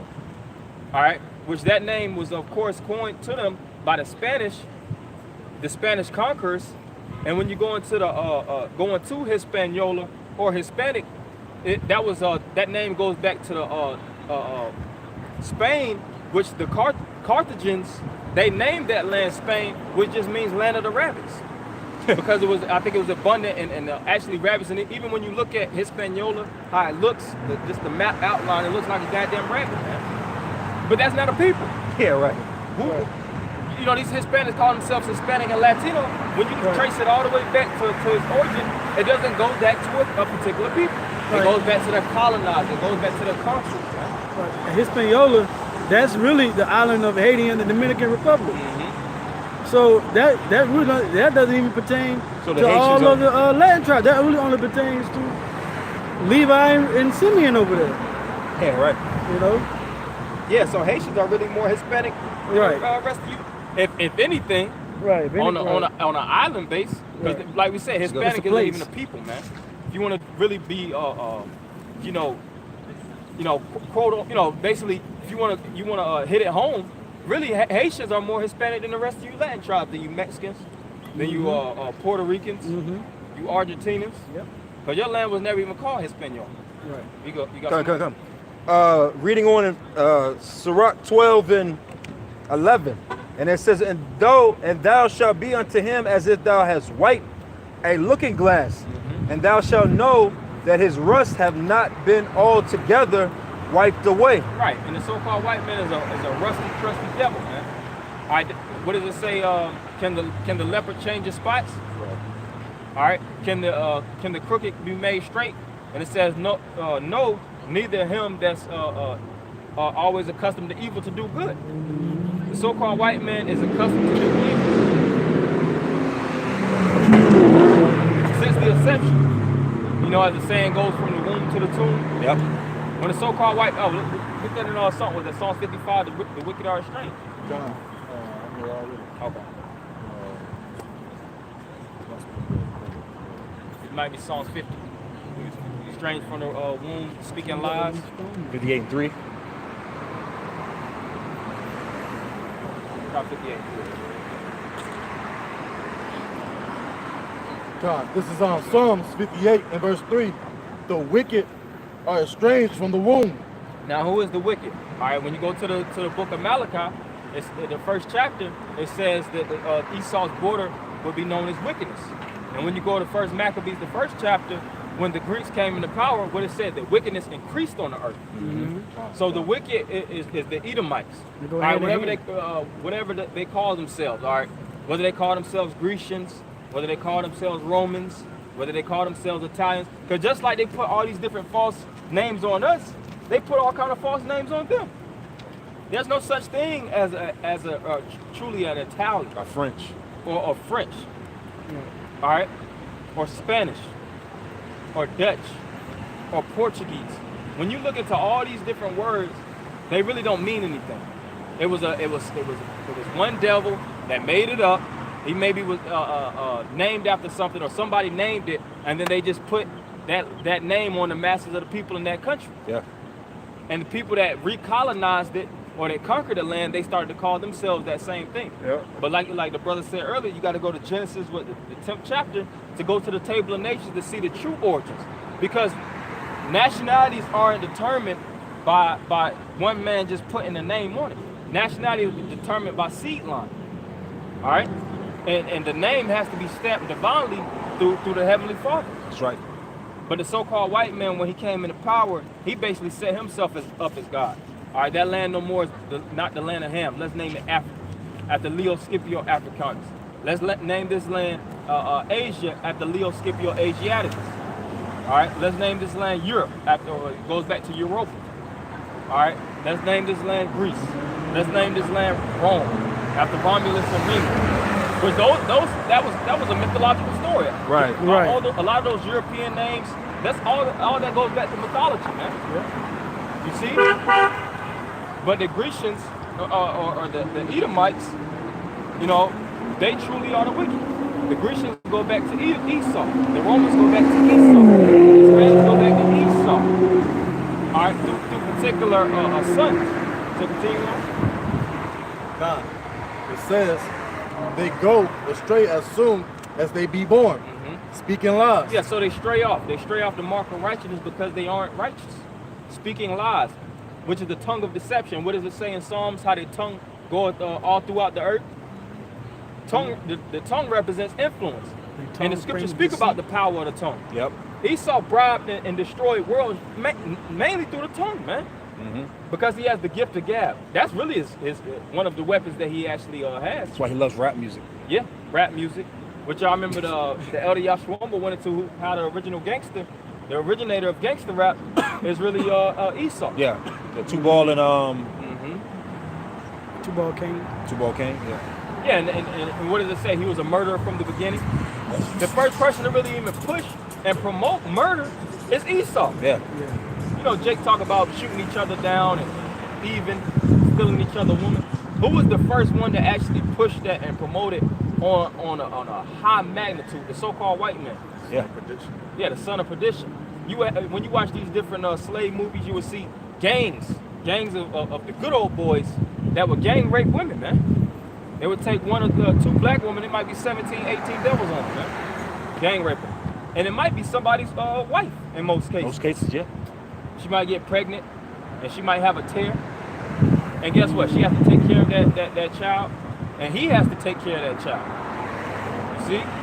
And what happens if the man is in a rage and he wants to kill the child, which the scriptures tells you that in Sirach, to kill the woman that commits adultery, which of course that she didn't commit adultery, but I'm just saying, if it goes down to that point, if she was actually she was willing? Yeah, if she was willing to actually indulge in that sexual activity, it says kill that man and that child. But if the man was in a rage and he wanted to kill the child, what happened? The so-called white man would lynch him, man. You don't put 17 men to rape the woman and created a damn a hellspawn child, you know, a fucking Freddy Krueger type of child, and then you try to actually kill the child, and you looked at as wicked, man. The so-called white man is the goddamn devil, man. Keep going. God, when it says in verse 4, their poison is like the poison of a serpent. And their poison is like the poison of a serpent. When you see how, like cobra bites, individuals that actually recover after getting treatment, after a cobra bite, they got a hole in whatever location they got bit at. It rots away. It dry rots, yep. Because that acid is very, very strong. It eats away the tissue. It eats away the muscle fibers. It goes as far as to eating away bone, man. So what happens when you digest that in the spirit? You get destroyed from the inside out. That's why you have all these different individuals that's highly abused on drugs. Which who's the first person to promote drug rap? Really the spirit of drugs, Esau. These different CEOs and these major leaders of these different entertainment or music labels, you know, Def Jam, Interscope, Atlantic, so on and so forth. They're the ones that push drug rap, man. They actually have power to say, all right, no more drug music. All right, the population is being abused by too many drugs. We're gonna have to clean up the message. And if the whole layout was all right, everybody's gonna no more theft, no more robbery, no more murder. You have to rap about this, that, and the other. This is the content, and you stay along the content. Then the rappers would have no choice. That's why during the early 90s, they kind of show you that in like NWA, CB4. Right. Yeah, parodies. Yeah. Those where they show you how the government during the 90s was what? They were banning that rap music. It was a fight against rap music. That's where the whole censory came from. Because what? It was they were afraid that their little white kids were gonna be, little Timmy was gonna be affected by Ice Cube CDs and shit like that. Right. But now it's like everybody's affected, so you know. Yeah, B-Rad and shit. B-Rad. Yeah. Listen to that, I forget what song it was. OPP. Yeah. But that's a wicked ass song. That's Other people's pussy. You know, but like I was saying, you know, they push that agenda for an example, and people actually fed into that. Because if you go through everybody's playlist, they listen to goddamn rap. Yep, but you have some people that just listen to it just for entertainment, and you got other individuals that I want to be that. I hear him selling them bricks. I'm trying to get to that level. And what happens? You start selling drugs. What happens? The conviction rate get higher. What happened? The drug intake turns higher. You can actually look at statistics and see when rappers speak about Molly, ecstasy, Percocets, promethazine, all these different high drugs. How to that's why everybody's on that. The ladder of drugs or the drug consumption starts to increase, man. Yep. So the so-called and it's all designed by the so-called white man. Well, I got a theory. And Esau had to he had to do away with that creative expression, you know. So he planted a seed, and it kind of backfired on him. But now he got his whole, agenda going. Well, I go say I got a theory with this whole hot girl summer shit. It's like a wave. I'm like, man, I wouldn't be surprised if these companies like Monostat 7, these yeast infection creams and shit, they probably financing all this hot girl music shit. Oh, yeah. Because it's like, what? I mean, not to be vulgar, but what good is a woman that's clean and wholesome when you selling all these products for hoes? Right. You see what I'm saying? So Plan Bs and all kind of vaccines for gonorrhea and herpes and shit. You need the music to push sleep around multiple men. Be as loose as possible, man. Yeah, and a lot of these events, you need these events to promote sex. See, I think it was was it Coachella or was it Rolling Loud? One of these. Coachella had a herpes outbreak, right? Yeah, had a heavy herpes outbreak. Everybody went there to frolic, man. Because what happens with drugs comes sex. Basically, with music comes high drug intake. With high drug intake comes sex. With sex comes diseases. With diseases comes money. Was it rock and roll, sex, and drugs, right? Yeah. So that's how the so-called white man, and those are a few examples of how the so-called white man poisons. Sex, right? He's putting all kind of drugs, or he's putting all kind of poison in your water supply, so to speak. You drinking it, and it's poison in the it's poison in your supply. Keep going. Putting metals in your brain. Come. Verse. I'm just reread it. This verse 4. Their poison is like the poison of a serpent. Poison of a serpent. And depending upon the serpent, some poisonous serpents have more potent poison than others, man. And the so-called white man is known as the serpent. Yep. He's the chief serpent. That old serpent. King snake. That's why the scriptures speak about keeping a distance from him. You got Jake that try to rub shoulders with the devil, and they end up turning to the goddamn devil himself, man. Yeah. They turn worse than the devil. A lot of these Jakes, you be like, man, this nigga's a black devil, man. I'd rather work for a cracker than a nigga on the job any day. Yeah. They learn the ways of the snake, and they see the results of it, man. When most cases most Jakes get rich, what happened? They start to turn to perversity. You'll read about Jake getting into pedophilia, like the whole thing with Bill Cosby and date rape. You don't think, you be like, man, Jake don't be doing no shit like that. You be like, nah, he couldn't have did. Most Jakes was like, nah, Bill Cosby didn't do that shit. Raping women, he got money, he got this and that. Women would be throwing themselves at him. Yeah. What would be the point of that? You thinking from a poor man's perspective first and foremost. Yep. And you thinking as a Jake, just a Jake without nothing. Yeah, he's a man with money. And he's been rubbing shoulders with the super rich. Right. He probably be amongst those certain assembly meetings, or been amongst those certain meetings. Men was more than him. Yep. Sniffing coke. He probably got popped a couple times. You know. Orgies. Orgy fest. The And that mansion type parties. And even if you're directly amongst it, or indirectly amongst it, a lot of times you get affected more. But they say second hand is worse than first hand. Yep. So even if you're amongst that energy indirectly, it's still rubbing off on you. That's right. It's a little bit more than that. It says, they're like the deaf adder that stoppeth her ear, Yep. Deaf out of the stopping for ear. Continue. which will not hearken to the voice of charmers. Charmers, yeah. Charmers. Which will not listen to the voice of charmers. So you can try to charm this devil. You can try to appeal to his interests. You could be a good old boy. And he don't care about none of that, man. You're expendable to him. They'll get rid of you and put another nigga in your seat. Yep. That's why in these different companies, what they have the manager, they have the supervisor, you know, they have different underlings and things of that nature. And if you do one slight thing wrong, they'll get rid of your ass at the drop of a dime, man. Hunger Games. Yeah. They don't care if you put in 20, 25 years. Going back to Bill Cosby. Look how long Bill Cosby was in the game, man. Bill Cosby go back Yeah, before decades. all of these comedians. He an OG. He an OG of Him, his Red time, Fox. And Richard Pryor. Yeah, Richard Richard Pryor, Pryor. He's got, like you said, Red Fox. All these different individuals. Look at Michael Jackson. Look at Prince. You know? Yeah, they were You child would think they fighters. would have died name unscathed. How many people actually love their music, love who they are?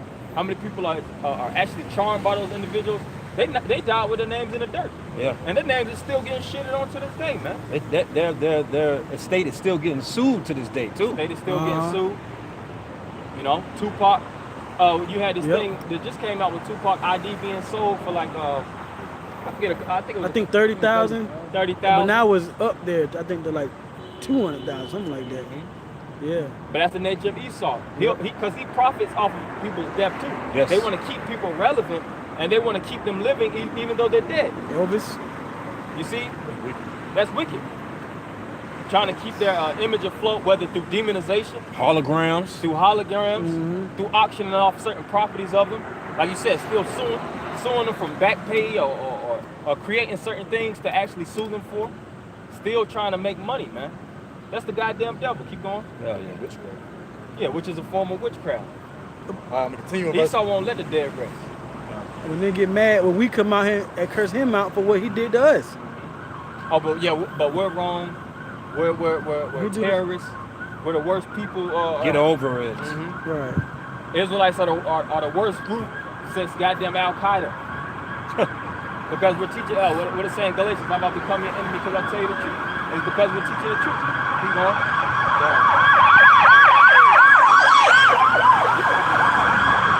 It says in verse 5, it says, charming, never so wise. Charming, never so wise. Keep going. Break their teeth, O power. That's the main point. Okay. Got something? Yeah. This is 1 Peter 5:8.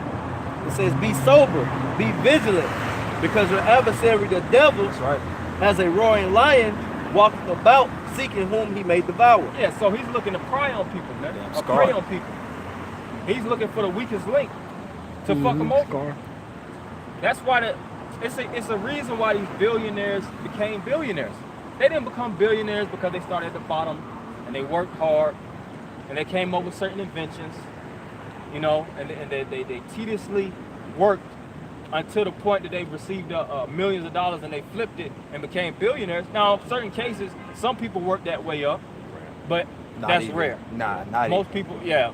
In most cases, hey, it's even statistically proven. The more money you receive, the more deceptive you become. The more lies you tell.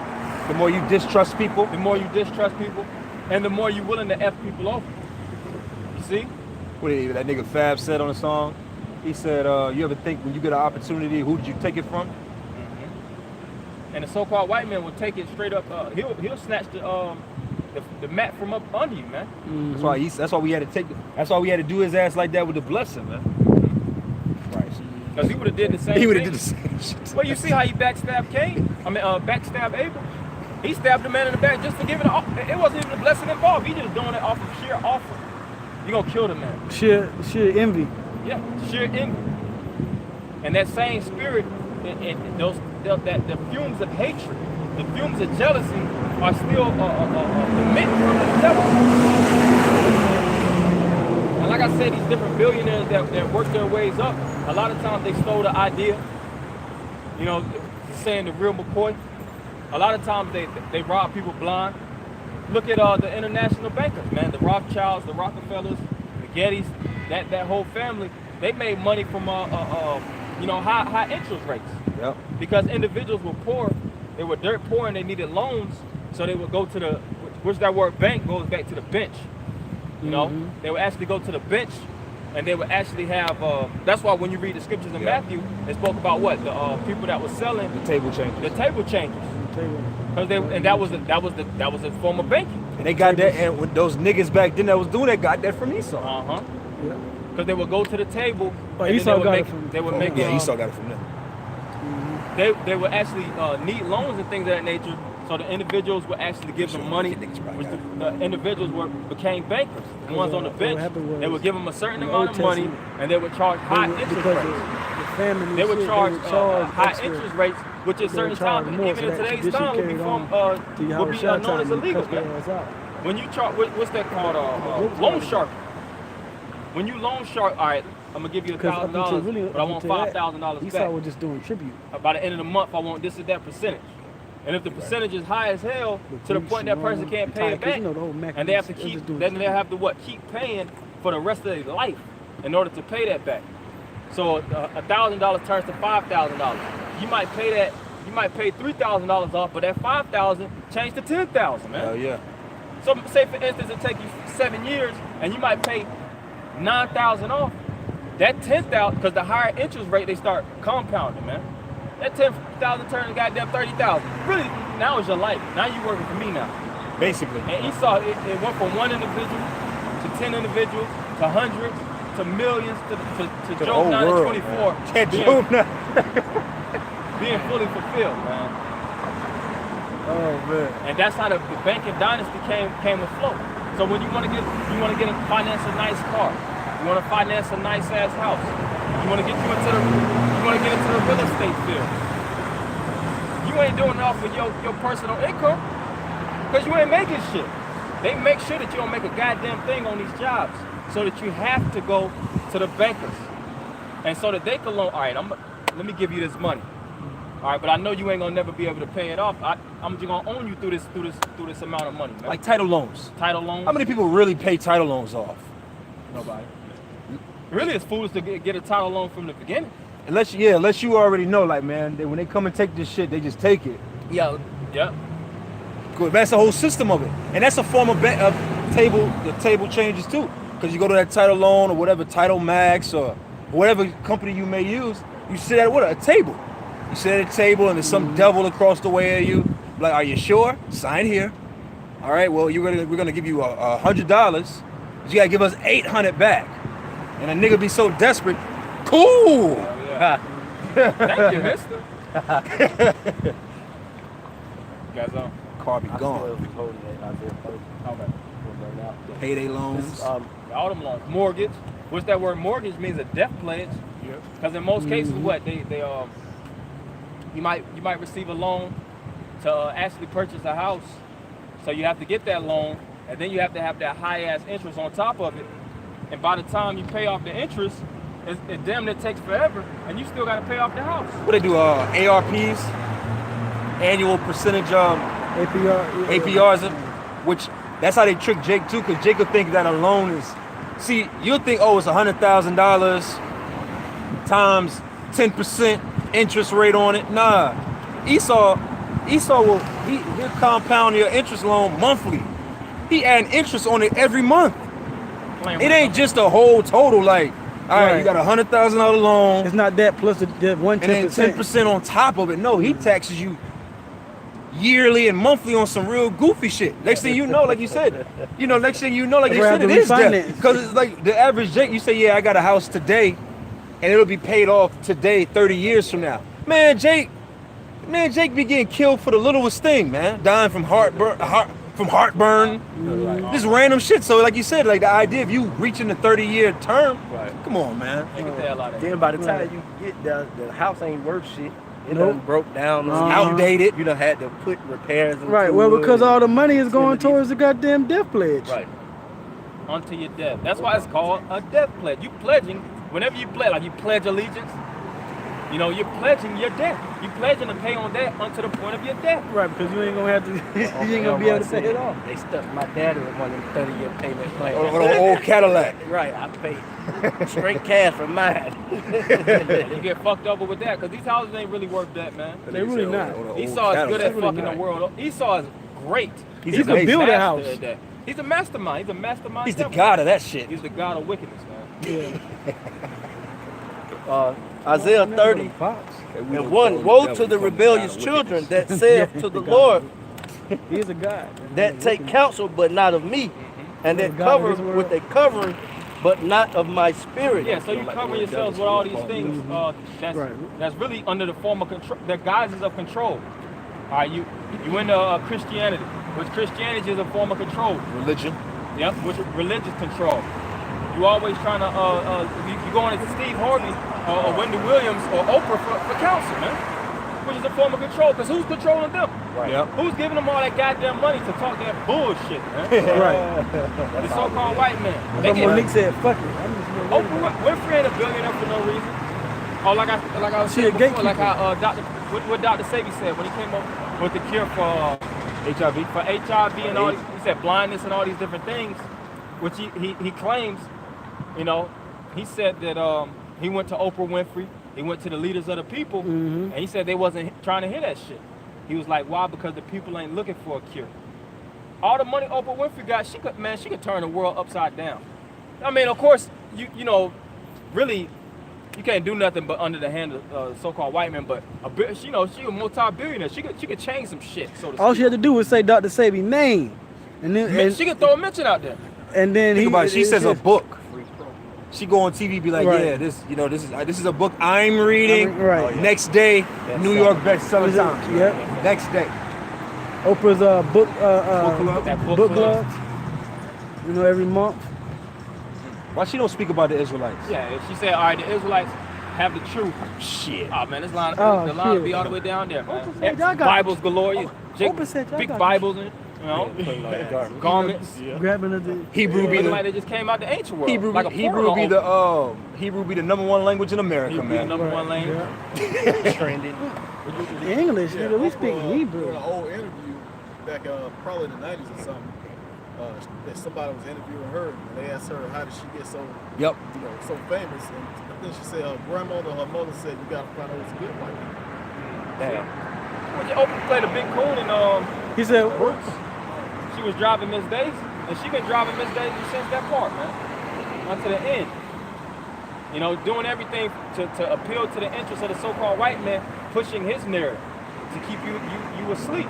Like I said, that's a form of a covering. There's so many different coverings, man. Hoism, women's liberation, trap life, gangster life, thug life. being a big boy fraternity coon.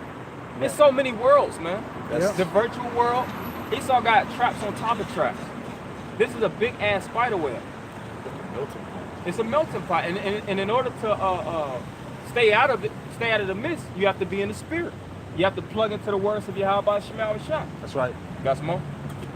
It says, but not of me.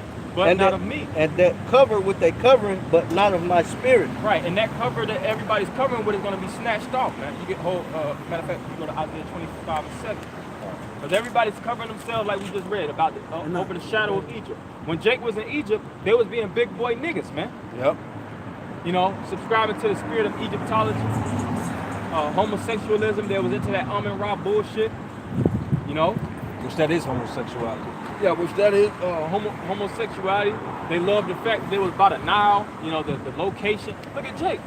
Jake loves the fact that they're in Atlanta or in New York. That's enough. They don't care that they're in Atlanta, the captors. They're like, I'm in captivity, but shit, I'm in the best part of it, you know. That's that house. It's that house nigga mentality.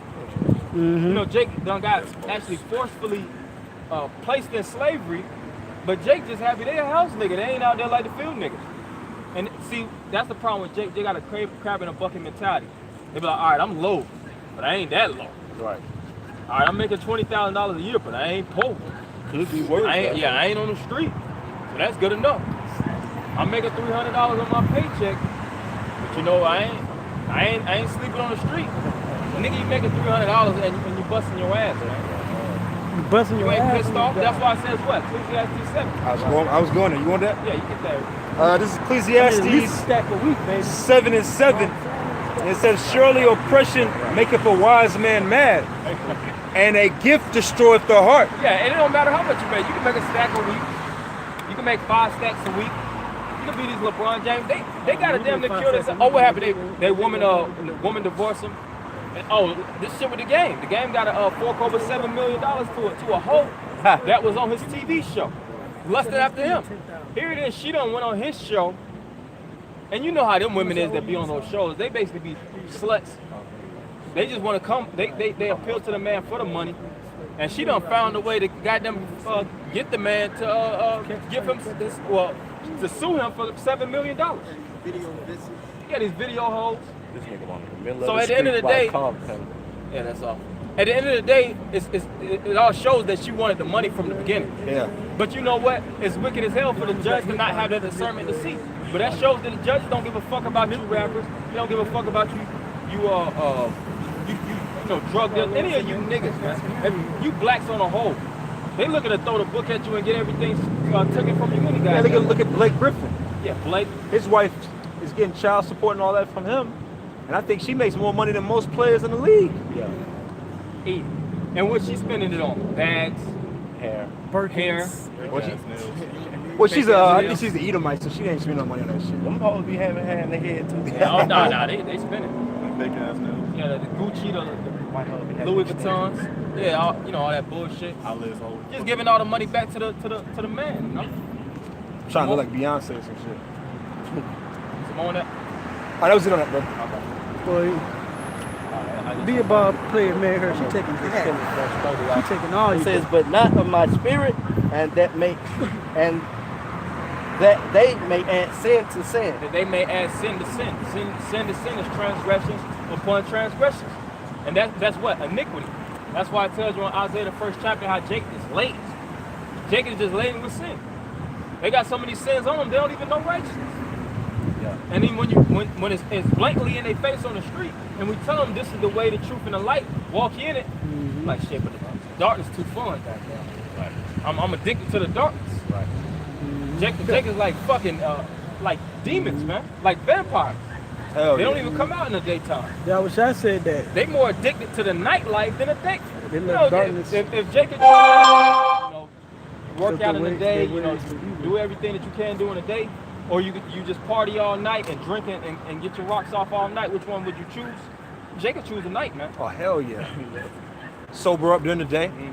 Sober up during the day. That's where what they say, the freak come out at night. Yep. That's where Jake basically gets down, man. And we don't even be out in these streets, of Atlanta, but it's all kind of filthism that goes on, man. We've been there. We know. All kind of bisexual activity, all kind of man on man, Man on man on girl. Man on man on girl on man, on animal. It's all kind of filthy shit. That's why it says in Ephesians the 5th chapter, it's a shame to speak about those things that's done in secret. And these little private clubs, and you have these different admissions that you can sign up for those free clubs, man. Swinger clubs. Swinger clubs, you think your woman's going out with the girls to go book read, she going to a swingers club to get drilled out by damn near 10 niggas, man. And that's what they gonna have showers there for her ass to wash. Yeah, have showers to wash. And then 5 homegirls are gonna be in it too. Yeah. You got some more? Nah, that was it, man. Isaiah 25. This is Isaiah chapter 25 and verse 7. And he will destroy in this mountain the face of the covering cast over all people. Yeah, and the covering that's cast on all people is lies and deception. And people have been told so many lies that they don't know the truth. They don't even want to hear the truth. Truth is foreign unto them. When Jake was getting their backs beat and they was getting their if you would have told certain Jakes they was an Israelite, they wouldn't have believed it, man. Now look at today. Jake is still under the whip of slavery. Even though it's been a couple hundred years, but that ain't really no time. Right. You break a generation, that spirit is gonna transpire from one generation to the next. And we're trying to tell our people their true nationality, and we have the full evidence in the book that they have at home. They're the book that they always open, but they don't believe it out the book. But they believe everything their pastor tell them. Yeah. When that collection plate is spinning around damn near 5-6 times, they done gave up damn near half their rent money for some bullshit. Pastor didn't tell them nothing, but bedazzled them. Right. Danced on, spun on their head, and told them all kind of lies, but they believe that. You see, the people are oblivious to everything. Damn. They believe everything that the government tells them, but when it comes down to hard facts, or when it deals with conspiracy, that's a big thing too. Since that term conspiracy has been thrown upon individuals that tell the truth, nobody wants to listen to it anymore. You know, they flagged Alex Jones and these different, so-called conspiracy theorists online. They shut their pages off. Yep. They're trying to remove them fully from the internet just because they're telling forms of the truth. A form, not even the truth. Yeah, not even the truth. And we're telling the straight nothing. We're telling Jake who their enemy is through historical data, through statistics, through full truth, through biblical proof. We hit each and every place. Yep. You know, got them hitting driving every nail home, leaving no stone unturned, and Jake still don't get it, man. Why? Because it's an angel of the covering that's keeping their eyes closed. There's some more on that. It says, and the veil that is spread over all nations. And the veil that's spread over all nations. All right, and a veil is a form of a covering. Like when you see a bride is walking to the altar, so to speak. You know, in most cases in all cases they'll have the veil. That veil is a form of a covering, and then the man does what? He uncovers her. Yes, the father walks her down, and which is it's a full ritual. But see, Jake has that veil. They have the death veil. They have that veil on with the funeral. oh man, they got that CIA torture veil. On Yeah, there. that torture veil. Smothered, Can't see shit. upside down, getting waterboarded. Basically. And you trying to take it from him, and Jacob push you out the way and grab the mask and put it back on their head. Be like, Esau, get him. Yeah. God damn. Jake been in darkness too long, man. Hey, in darkness, to be in darkness for a period of time, it has psychological effects, man. Look at solitary confinement. They don't throw them in that black box for no reason. What happens? Your mind starts to go insane. Yep. And in most cases, depending on the level of time, the span of time that you're in darkness, you start to create images in your head. That's why you have individuals that have so-called imaginary friends. They start to summon demons, man, to cope. Because the mind is not just gonna deal with circumstances. The mind has ways of playing tricks on itself through forms of self-deception, which they call what? Illusions, delusions. And it comes through self-belief. And that's why, and that's the people, all right? Pride is a form of deception. Yep. Pride is a form of delusion. And Jake has adopted that mentality and that emotion to cope with the conditions that they're living in. Because if Jake actually acknowledged, you know, we in a shitty condition, you know, we live in a shitty lifestyle, a lot of Jakes want to kill themselves. They'll have to, because they're already suffering depression as it is. But when they start to acknowledge, all right, this is the lowest that we at, man. All right, there's people that live on top of us, that's oppressing us, and we have to fight to actually get up out of this situation, and we have to fight and dedicate ourselves relentlessly. A lot of Jakes will just forfeit, man. They will actually forfeit them lives, man. Forfeit their lives. Trying for some money. There's some more on that. Man, I don't know. Yeah, Jake bugged out, man.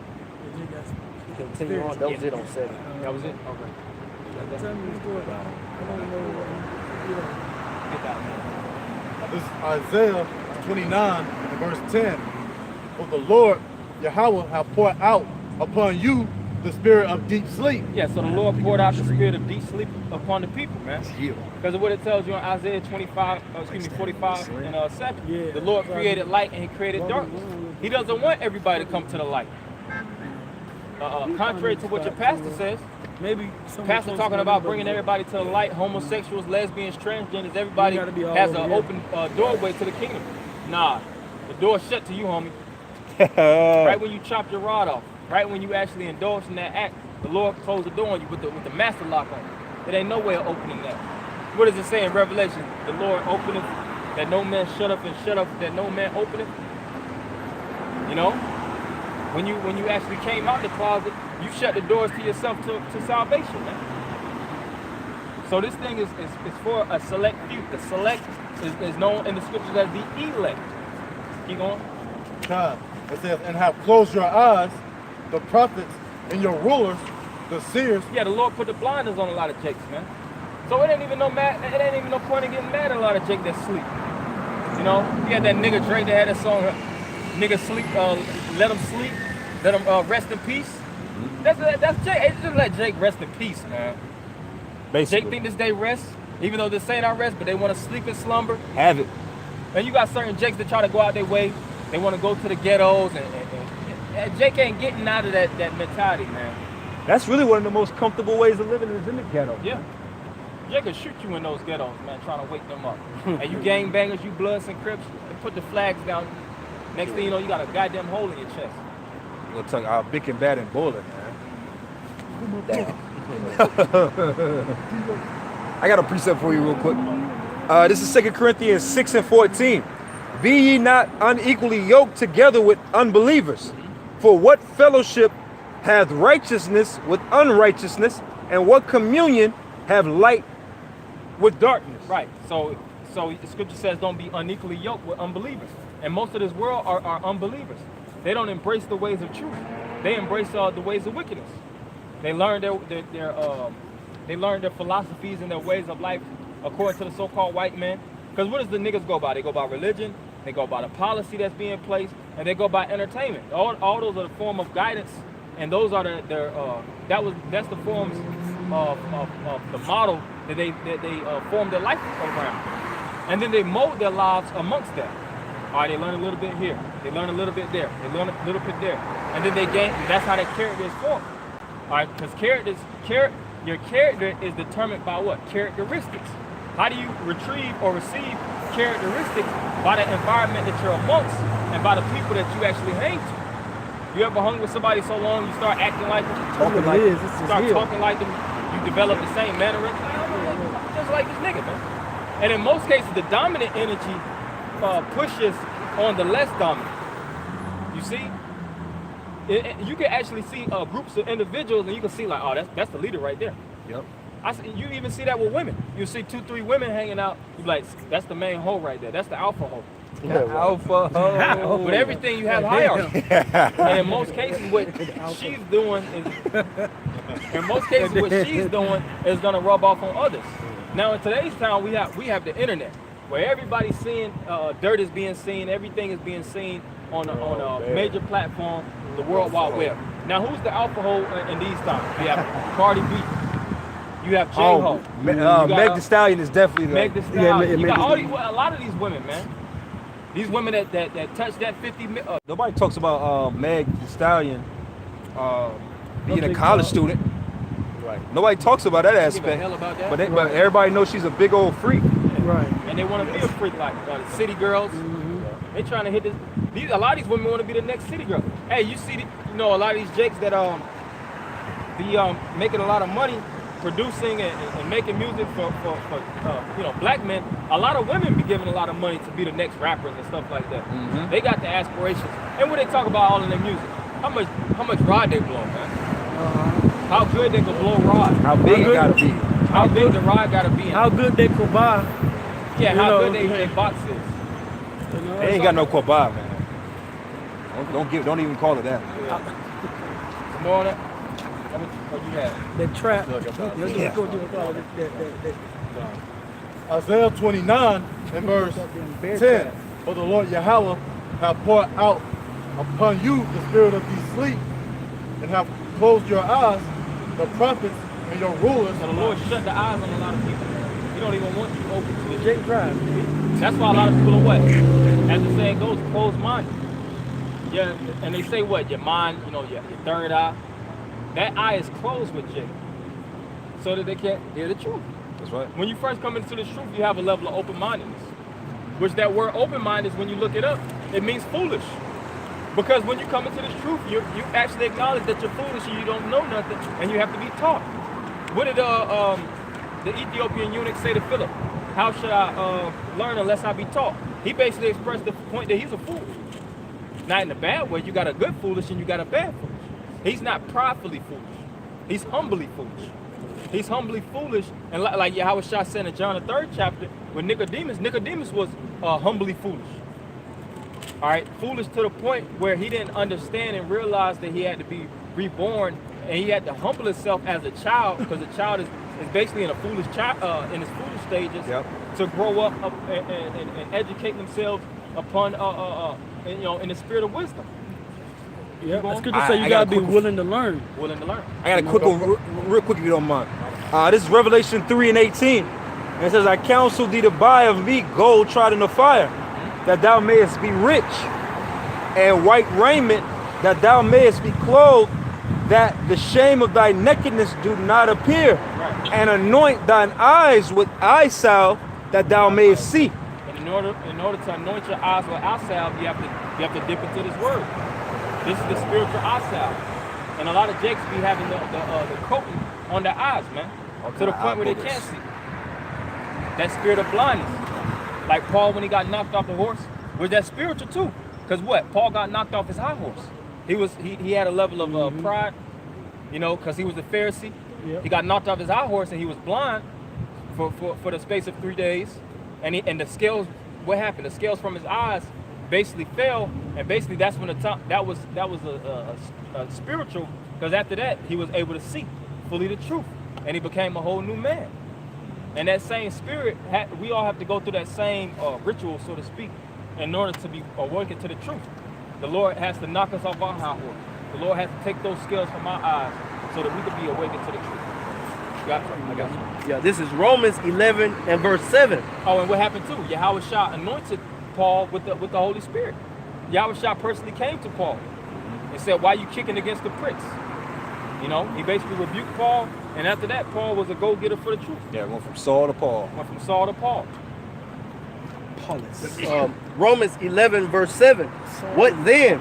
Israel have not attained that which he seeketh for, but the election have obtained it, and the rest were blinded. Yeah, so a select few have obtained it, and the rest were blinded. This is a crash course to the kingdom of heaven, and a lot of jakes ain't making it, man. Like they say that how the truth is hidden.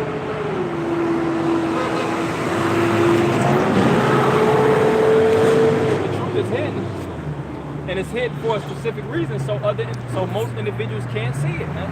Because if the truth is obvious, like, all right, this is the truth right here. You know how many jakes will line up for that? Yeah. And it already has been shown in the ancient world, when Jake actually had the truth, when the Most High was physically amongst Jake, showing miracles, having the Ark of the Covenant in the midst of them, the king being on point, the priest being on point. Jake still neglected to stay in the spirit of the Lord, man. They got what? They waxed content. They didn't appreciate nothing. What it say in Deuteronomy 32, Jeshurun waxed fat and rebel. The word rebel, re is back, and bellum means war. They made war against the power that fed and nourished them, man. They became straight degenerates. And they're still doing it unto this day. Well, Jake will embrace the fact of themselves being sinners. You got some more? Verse 8. According as it is written, the Most High hath given them the spirit of slumber. Spirit of slumber. Eyes that they should not see. Yeah, Jake is in a big ass slumber party, man. Effing around. Big ass pizza party. Yeah, big pizza party. All kind of little snacks. Orange soda. The big boy jammies on. Feeding. Sucking a thumb. That's why Jake ain't serious, man. You talk to Jake like, man, bro, is you ever serious?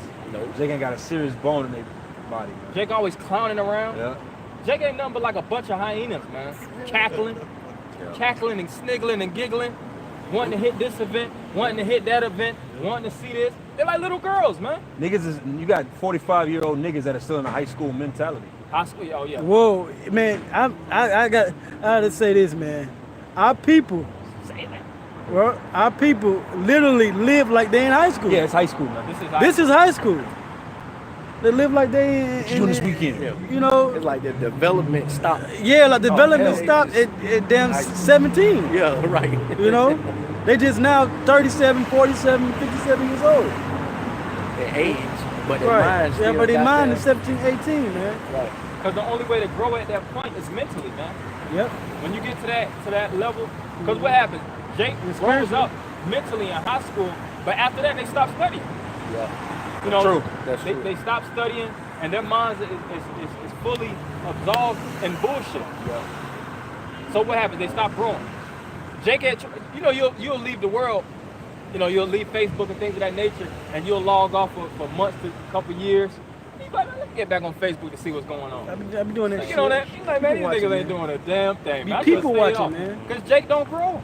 Nope. Jake's still making the same income, still running around. Hey, the lives that you brothers got away from, you was good to get away from. It ain't Hell nothing going on now, man. The niggas you got away from, good riddance to them niggas. They're doing it. They're gonna do the same thing if you was there or if you ain't there. Yeah. They still hitting the club. Going to Waffle House every Saturday night. They still Yeah. smoking blunts. They still bragging about how high they is. Like, nigga, you get high every day. Why you still? Bro, I'm so high, Hey, bro. hey, Jake. Like, bro, it's like you've been high. You've been getting high for over 15 years, bro. Bro, I'm so high, bro. That's Jake, man. That's why it gotta. No. Right here? Strip club. If it's a courthouse, your ass don't get away from it anyway. Right. Hey, Jake. Hey, Jake. Jake just asked dumb questions. Like, Right. should ask him, do you want to actually go? No, I don't want to go. I was just curious. First of all, it's Saturday. What the fuck courthouse is going to be open today? Open on a Saturday. That's what I'm why you asking that? Hyenas, man. Hey, You just got to treat them accordingly. first of all, I want to say, what does it look like the fucking courthouse, bitch? And the funny thing is, you got to. Jake got smartphones, man. Just get on your Google and see if it's a courthouse. Siri courthouse. But that's a prime example of what we were just talking about. Their minds ain't developed past their teenage years. Jake don't grow, man. Jake, you know, back in the day, you know, like you in school, you know, Jake could take pictures with money and guns and shit. Niggas is 20, 30, 40 years old doing the same shit. Like, nigga, this is the same picture you took, you know, that 10-year aging challenge shit. You could do that every week. Niggas doing the same shit. Yep. Because our people are dumb as fuck, man. And I'm going to say it like that. Y'all are dumb as fuck, and the Lord gonna destroy you. Because your mind and your spirit is not on reality, man. Okay? There's a reality that's getting ready to check y'all asses. And guess what? We can't do nothing about it. You've been told, you've been warned. You know? You got to get into the, you know, the right spirit of things, man. Jake got to get. You know? Jake got to get in the context of the times. Jake just got to die. Even though Jake be Yeah, you know, updated- that's what we the think funny we thing is reset, with man. Jake be updated with all these cars, be updated with all these phones. Everything is updated, but their people mind is don't outdated. Because they're not keeping up with the times, man. The signs of the times, the spirit of the times. We in the times of death, man. Ecclesiastes, the 3rd chapter tells you that. Some more on that? Yeah, a little more. It says, according as it is written, the Most High have given them the spirit of slumber. Yeah, so it's a gift from the Most High. The Most High gave it to you as a present, man. The spirit of slumber. Gift wrap that motherfucker. Gift wrapped it. You got it from the strict, divinely from the Heavenly Father. To be sleep, to be ignorant, to live your best life. Keep going. As ignorant as niggas are, that show you that proves it as a most high. Yeah. Niggas ain't supposed to be this stupid. Niggas ain't- Right. Right. Something gotta be. What was that? Hosea 4 and 6, man. And that's a credit to evolution, man. Because if you get Right. if you get into evolution, as time progresses, people evolve. But these people aren't evolving; they're devolving. They're getting dumber. That's why you have that term degenerate, Yep. to take away from generations. If evolution was true, people would actually be updated and be wiser. People are actually getting stupider in time. It tells you that in 2nd Ezra. Yep. How we lost our stature. I got a Come on. precept. Yep. It says, eyes that they should not see. Eyes that shit they should not see. See what? The knowledge and see the truth as plain as day. You see, because in the spirit we have them they live glasses on All the time. all the time. And Jake just walking around oblivious, man, in the sunken place. You try to shake Jake the wrong way, they'll damn near stab you, Them man. niggas where the Shimigami gods is at. Uh, Right. Just decrepit. Good. And ears that they should not hear until this day. And ears that they should not hear unto this day. So it don't matter how you say it, how elegant, how eloquent you might push it to Jake, hit all the scriptures, you can rub Jake the right way, Jake still ain't gonna get it, man. Give a gift at the end. Give a gift at the end, you know? It don't matter, man. What translation Because is this? as it is written, 2/3 shall be cut off and die. The 2/3, and it tells you also in Peter how the Lord makes it where the ungodly is saved and reserved to judgment. All right? And it says the righteous shall scarce make it Old English little. soap.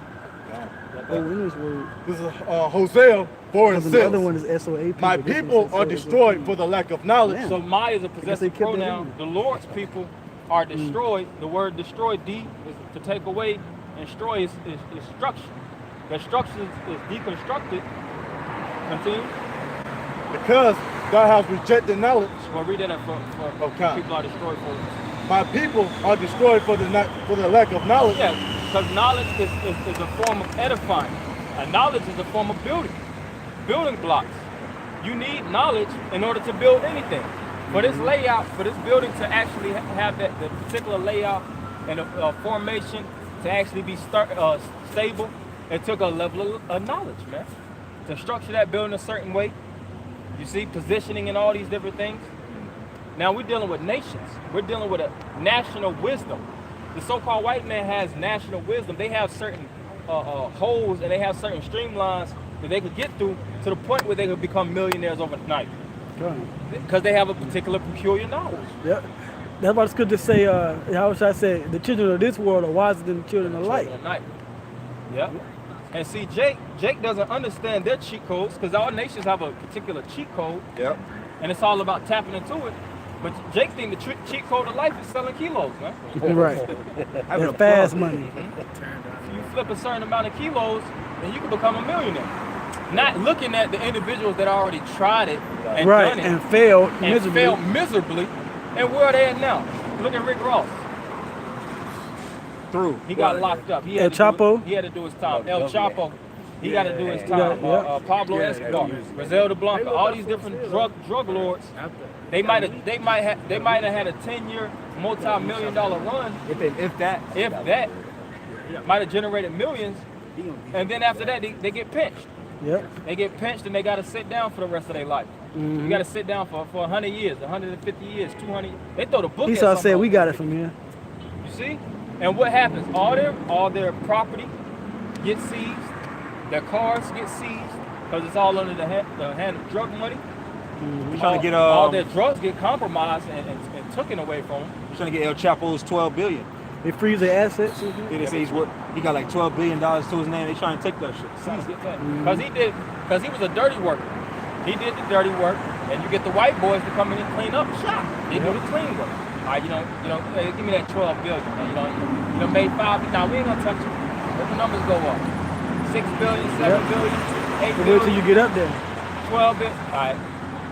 You done made us. That's how much they looking at your bank account as their bank account. We making this much. We ain't gotta lift a hair. So now you have the front man, El Chapo, but you don't see the individuals in the background.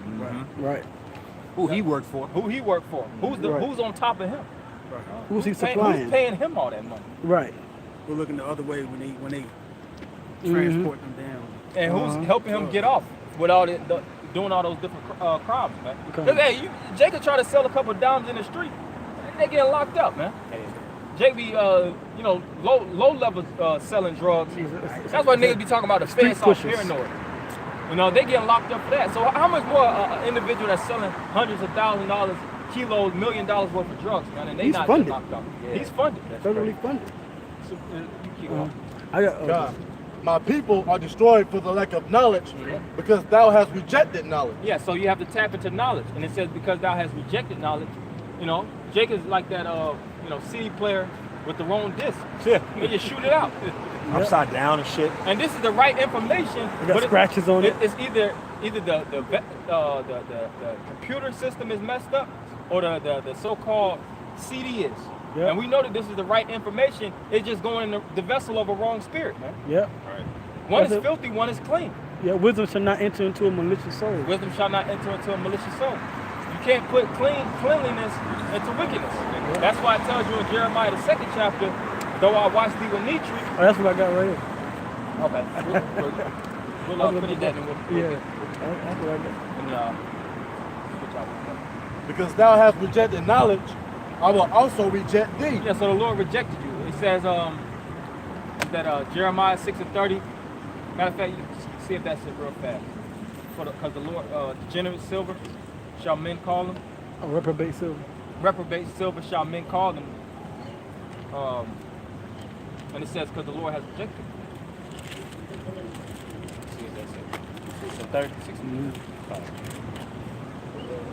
The last one, reprobate silver. All right. This is Jeremiah chapter 6 and verse 30. Or you want me to start at? Yeah, start off with like 28 to 27. This is Jeremiah chapter 6 and verse 27. I have set thee, I'm going to start at 28. They are all grievous revolters, walking with That slanders. don't sound good, man. That's a cuss out. You a grievous revolter. Slander. You don't even have to cuss somebody out. Calling somebody a grievous revolter, that's disrespect. That means you're a grief in the spirit and you always about revolting. What's a revolt? That's where you get the term revolution. You're always trying to fight against that which is right to you. You ever seen that badass kid in the house? Mom always tell them the right thing to do, but they always want to buck up. Yep. Want to run out the house. Want to do the exact opposite. I know exactly. I can Their relate. parents tell them to clean up on a simple level. Clean up because your shit dirty. Y'all don't want to do that. They're like little Edomites. You see white people doing that, man. Fuck you, dad. Fuck you, mom. They're calling your mom a bitch. My first name. Want to beat up your parents and stuff. That's Jake, man. But Jake had that spirit on a divine level, man. They have that type of hatred towards their power, towards the Heavenly Father. Keep going. It says walking with slanders. Walking with slanders. They always slandering and talking shit. That's why Jake, how many fights brothers got into on the street, man? Talking about Israelites on the whole, over just speaking the truth. Because niggas is hard-headed, man. Keep going. They are brass and iron. They are all corrupters. Yeah, they just worthless materials, man. All oxidated and dry, rotten. You know? Look at certain things that just are rusty. You ain't gonna put that on your neck. That's Jake, though. You try to build a house and put, with the wood, the board's all bowing and shit. I know, Can't do nothing termites with in this it. bowing ass board. Throw that shit in the trash can. Recycle it. You got a knot. We get the branch come out. It's got a big knot in it. Big Shit. You knot. can't do nothing with that lumber. Yeah, the only thing you can do with it is recycle it. Yeah. And how is Jay gonna go back through Cut the it down cycle? and make pencils Death. and shit. Yep. The cycle of death to life. That's the only way that Jay could get back right. Filter out all those demons out of them, man. Their corpse being lodged back in the earth, and the spirits going back to the heavens. Then they Spirits gotta go all through all the Shemaims. gotta get through all the waters, man. Goddamn. Deep as They come back through the waters. They gotta come back through the waters. Sorry, they come back down. And then they'll be alright. Keep going. Verse 29. The bellows are burned. The lead is consumed of the fire, and the founder melteth in vain. For the wicked, Well, that's the fiery element. That's the fiery aspect. Keep going. for the wicked are not plucked away. For the wicked are not plucked away. Verse 30. Reprobate silver shall men call them. Reprobate silver shall men call them. So we call Jake reprobates. That's not even against the scriptures. The scripture says reprobate silver shall men call them. Why? It says because the Lord have rejected them. Because the Lord have rejected them. All right, so Jake is just nothing but worthless material, man. They're dross. They're worthless. Whenever you're building, you want to build with the best material possible. You want to have precise measurements. Yep. You want to make sure it has good upkeep, proper maintenance, and things of that nature. And it's contracted to what? Somebody that's actually credible. These Jakes, man. These Jakes is completely degenerates, man. You can't do nothing with them. It's best to get rid of them. And that's why they couple themselves with nothing but demons, man.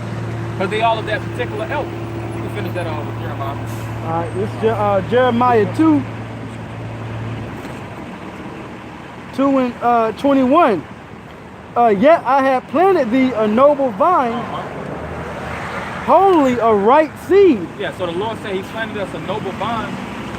Going back to Hosea 4 and 6. The word noble The word noble means to know. The Lord said he made us a noble bond, meaning we know better. Why? Because it's in our conscience.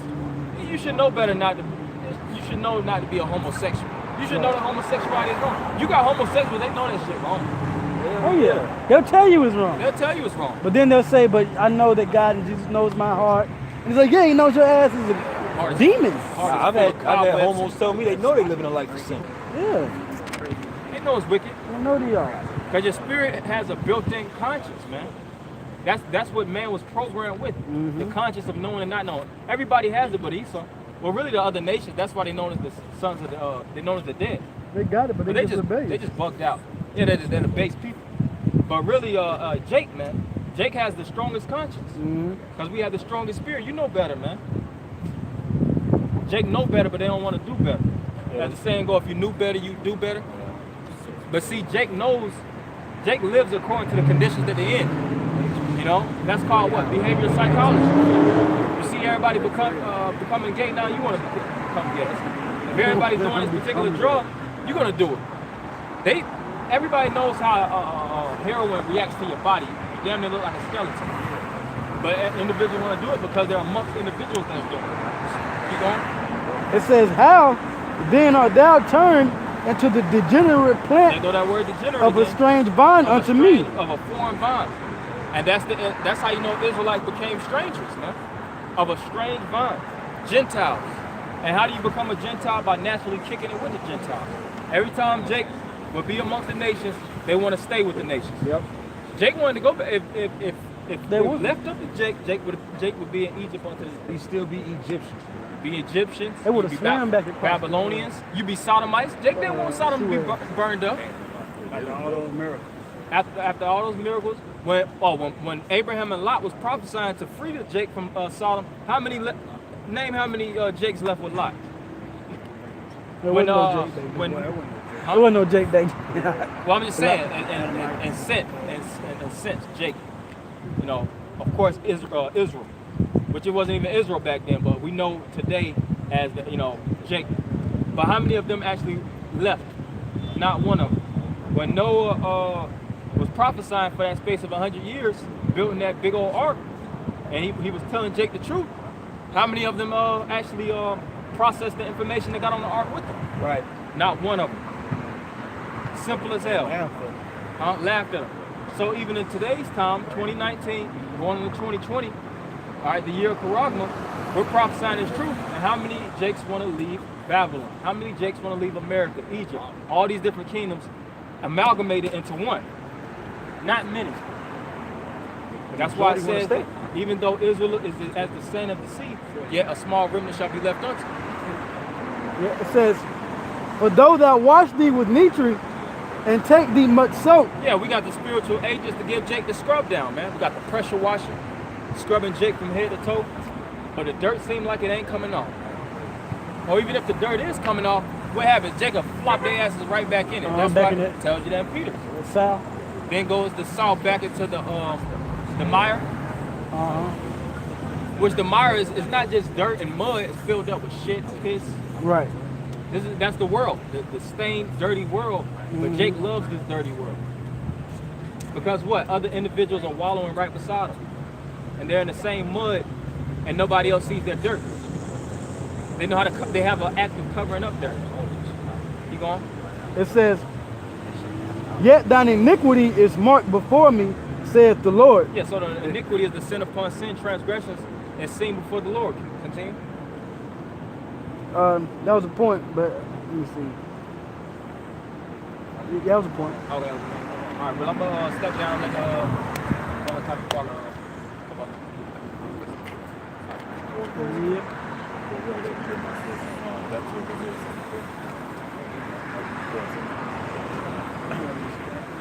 Watch the camera. Yeah, Isaiah. Because I'm a land back off what Ibar Saul was preaching about, how these Jake be simple as hell and blind, man. Yeah, Isaiah 29:9. This is chapter Isaiah, book of Isaiah, chapter 29, verse 9. Stay yourselves and wonder. Cry ye out and cry. They are drunken, but not with wine. See, they're drunken, but not with wine. All right, go ahead. They stagger, but not with strong drink. They stagger, but not with strong drink. You go ahead. For the Lord Yahweh have poured out upon you the spirit of deep sleep. See, the Lord Yahweh has poured out the spirit of deep sleep. Get we was talking about earlier. Get 2 Corinthians chapter 11 and 2. All right, so we read verse 10. Verse 10. For the Lord Yahweh have poured out upon you the spirit of deep sleep. Yeah, he gave you a nice little dosage of deep sleep. Okay? That spiritual NyQuil for you, 2/3, man. Damn Z-Quill. Z-Quill, man. Take your ass to sleep. He doesn't want you to know this. Okay? So go ahead. He have closed your eyes, the prophets and your rulers, Yep. the seers have he covered. The seers have he covered, man. That's two. You can take that in two ways. He covered your eyes from actually getting to us, and he covered your eyes by who you follow in the first place. Get Jeremiah 23. Okay? Yeah, you can go ahead and get that. 2 Corinthians 11. 2 Corinthians chapter 11, verse 2. For I am jealous over you with godly jealousy. 2 Corinthians 11 and 2. 2 Corinthians chapter 11, verse 2. Yeah, that's right. For I am jealous over you. Oh, no, that's not one. I'm tripping. What was that, 12? Where it says 10. Where simplicity of the house shot. You know what I'm talking about? Or it might be like 3. I might be. Yeah, verse 3. Select. Come. 2 Corinthians chapter 11, verse 3. But I fear lest by any means, as the serpent beguiled Eve through his subtlety. As the serpent beguiled Eve through his subtlety. Alright? You 2/3, y'all easily manipulated into believing one thing or another. Go ahead. So your minds should be corrupted from the simplicity that is in Mashiach. That's right, because what Yahushua preached when you read about him in the Gospels, it wasn't nothing too complicated. But the things that were being said to individuals was just going straight over their head like Nicodemus, man. You really think Yahushua was talking about crawling them back up in your mama's vagina? No, man. It's like you're being reborn in the spirit. It's not that hard to comprehend. You see, when Yahushua was preaching on the scene, he was preaching the 10 Commandments. Honor thy mother and father, so on and so forth. Exodus, the 20th chapter. It's not hard to comprehend. But the simplicity of what he was preaching was so complex for Jake because they expected something that was like trigonometry. You know what I'm saying? It's such a mystery. Yes, it's a mystery, but it's not hard to comprehend, especially when the Spirit is with you. Right. But that's why the scriptures say what we just read in Isaiah 29, that y'all sleep. The Spirit ain't with you. Okay? The Spirit ain't with you. What did I tell you again? Jeremiah chapter 2. Reread Isaiah 29 and 10 again. You can drop 2 Corinthians and get go read that. This is Isaiah chapter 29, verse 10. For the Lord Yahweh have poured out upon you the spirit of deep sleep, and he have closed your eyes, the prophets and your rulers, the seers have he covered. The seers have he covered. So the seers have he covered. So this is what we get with the seers today. TD fakes and Creflo bullshits. All right, go ahead. This is Jeremiah chapter 23, verse 1. Woe be unto the pastors that destroy and scatter the sheep of my pasture. Woe meaning destruction, and the pastors meaning teachers. Woe unto them teachers who are teaching you lies and deceits and false doctrines, man. Those are the ones who are covering your eyes, all right? Because you're listening to it. But it's meant to be. Somebody got to be a part of Proverbs 16:4. Somebody. I don't want to be it. But 2/3 are.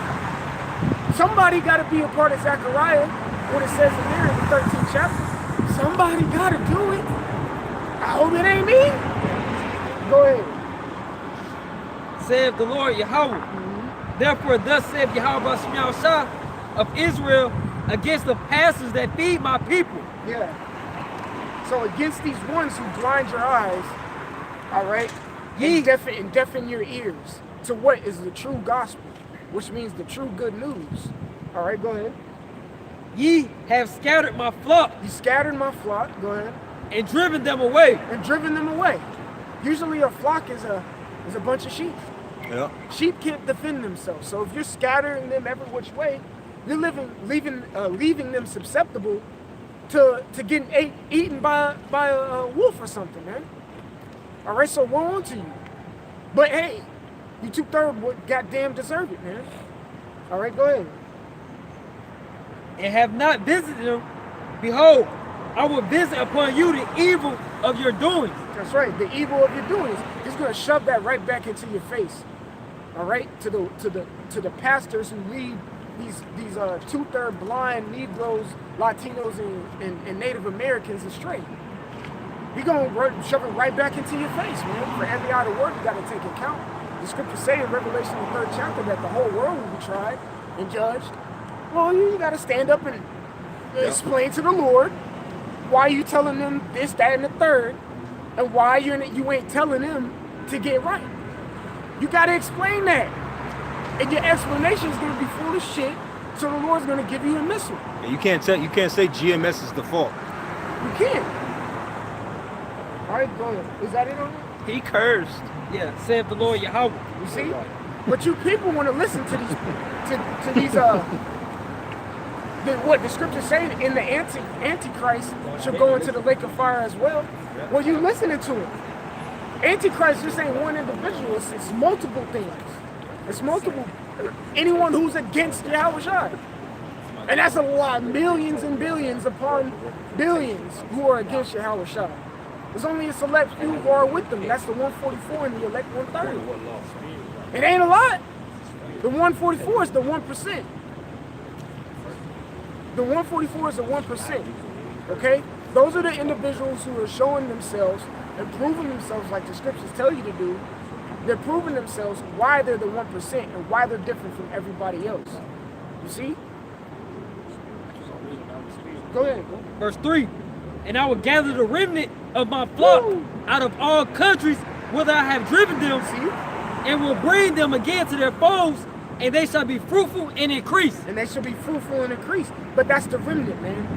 You could go into the word remnant, means the leftovers. When you go into the word leftovers, it means the dregs. All right, a dregs is the residue of the bottom of a like a wine bottle.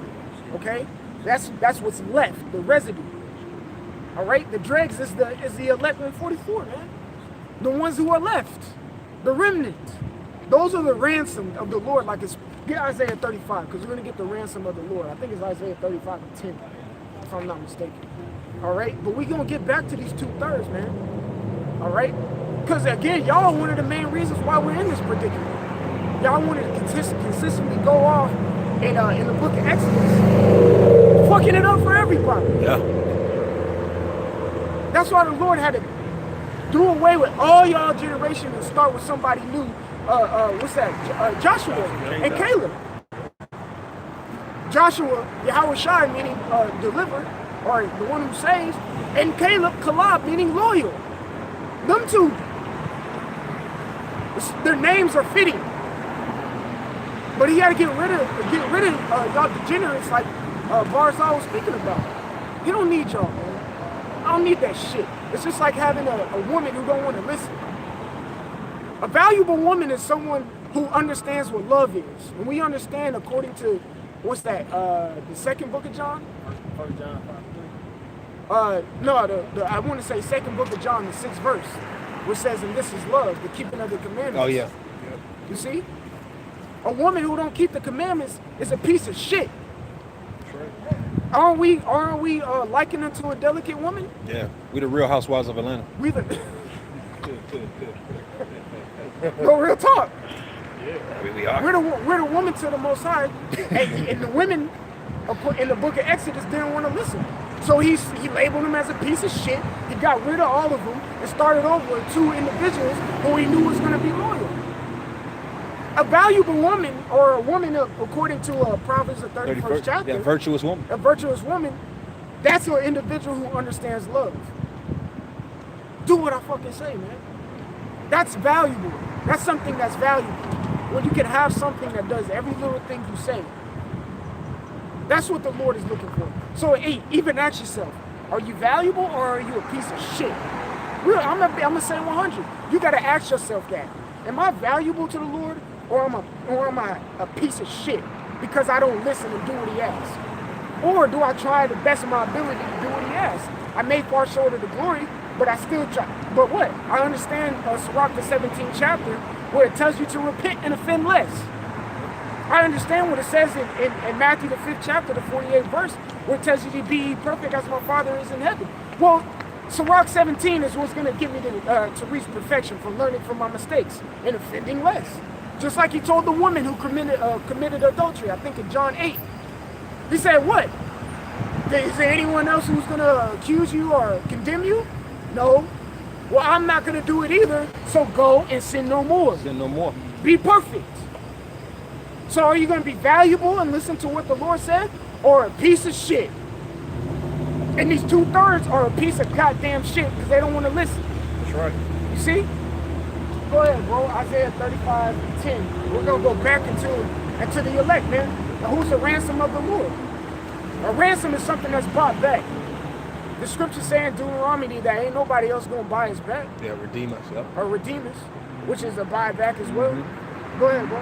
Isaiah chapter 35, verse 10. And the ransom of the Lord Yahweh shall return. So the ransom of the Yahweh shall return. The ransom is like the booty or the spoil. His spoil is going to return back unto you. Go ahead. And come to Zion. And come to Zion, the monument. Go ahead. With songs and everlasting joy. With songs and everlasting joy. That reminds me of the book of Revelation in 2nd Ezra 13, where some came happy, mourning, crying, with palms in their hands. You see, we read verse 10 again. And the ransom of the Lord Yahweh shall return and come to Zion with songs and everlasting joy upon their heads. Upon their heads. Everlasting joy upon their heads. Keep reading. Is that it on there? Go ahead. They shall obtain joy and gladness. They shall obtain joy and gladness, man. Not you 2/3 monkeys. Yeah, because that's why scripture say what? We're laboring for that. Our labor of love towards that rest. That's right. That's what that's going into that rest we're gonna get. That's beautiful, bro. Matter of fact, someone can hold that Hebrews 4:11. All right, keep going. And sorrow and sighing shall flee away. That's right. Sorrow and sighing shall flee away. Them tears gonna be wiped dry, man. We're gonna be happy, man. You can only imagine that right Happy feeling. I was listening to that song the other day. That's gonna be every day. Us in the kingdom. Always. Skippity doodah and some lilies. And Yahweh's favorite flower, man. Yep. Go ahead, bro. What's your precept? It's Revelation chapter 21, verse 4. Okay, come on. That's going into the kingdom. Yep. And the Most High shall wipe away all tears from their eyes. That's a beautiful thing, man. All tears from their eyes. Hold, So really, through the Spirit, you brothers supposed to be crying. Yeah, see? Yeah. Weeping. Hey, Matthew 5. Matthew 5. But go ahead, bro. And the Most High shall wipe away all tears from their eyes. That's right. And there shall be no more death. No more death. Neither. No more death because we going to conquer it. Right. No more death because through the Yahweh shot Romans 6, man. Oh my gosh. Romans the 6th chapter. Matter of fact, get Romans 6, man. Drop all that. Hold what you got in Revelation 21. Get Romans 6. Start from the top. Okay, come. Romans chapter 6, verse 1. What shall we say then? Shall we continue in sin that grace may abound? Yahweh forbid. Hey, you see that? That's how 2/3 act. Well, we got grace, so I'm still doing whatever the fuck I want to do. Yeah. So we continue to sin because when we keep sinning, we're going to keep getting grace. It don't work like that, man. Keep going. That's why it says, God forbid, meaning hell, the fuck no. Sometimes you got to pay that bill. Exactly. Yeah. Right? Sometimes you got to pay that bill. They'll give you a little leeway, but then they're going to come to your doorstep and be like, what's up, man, before I start repoing your shit and repossessing everything.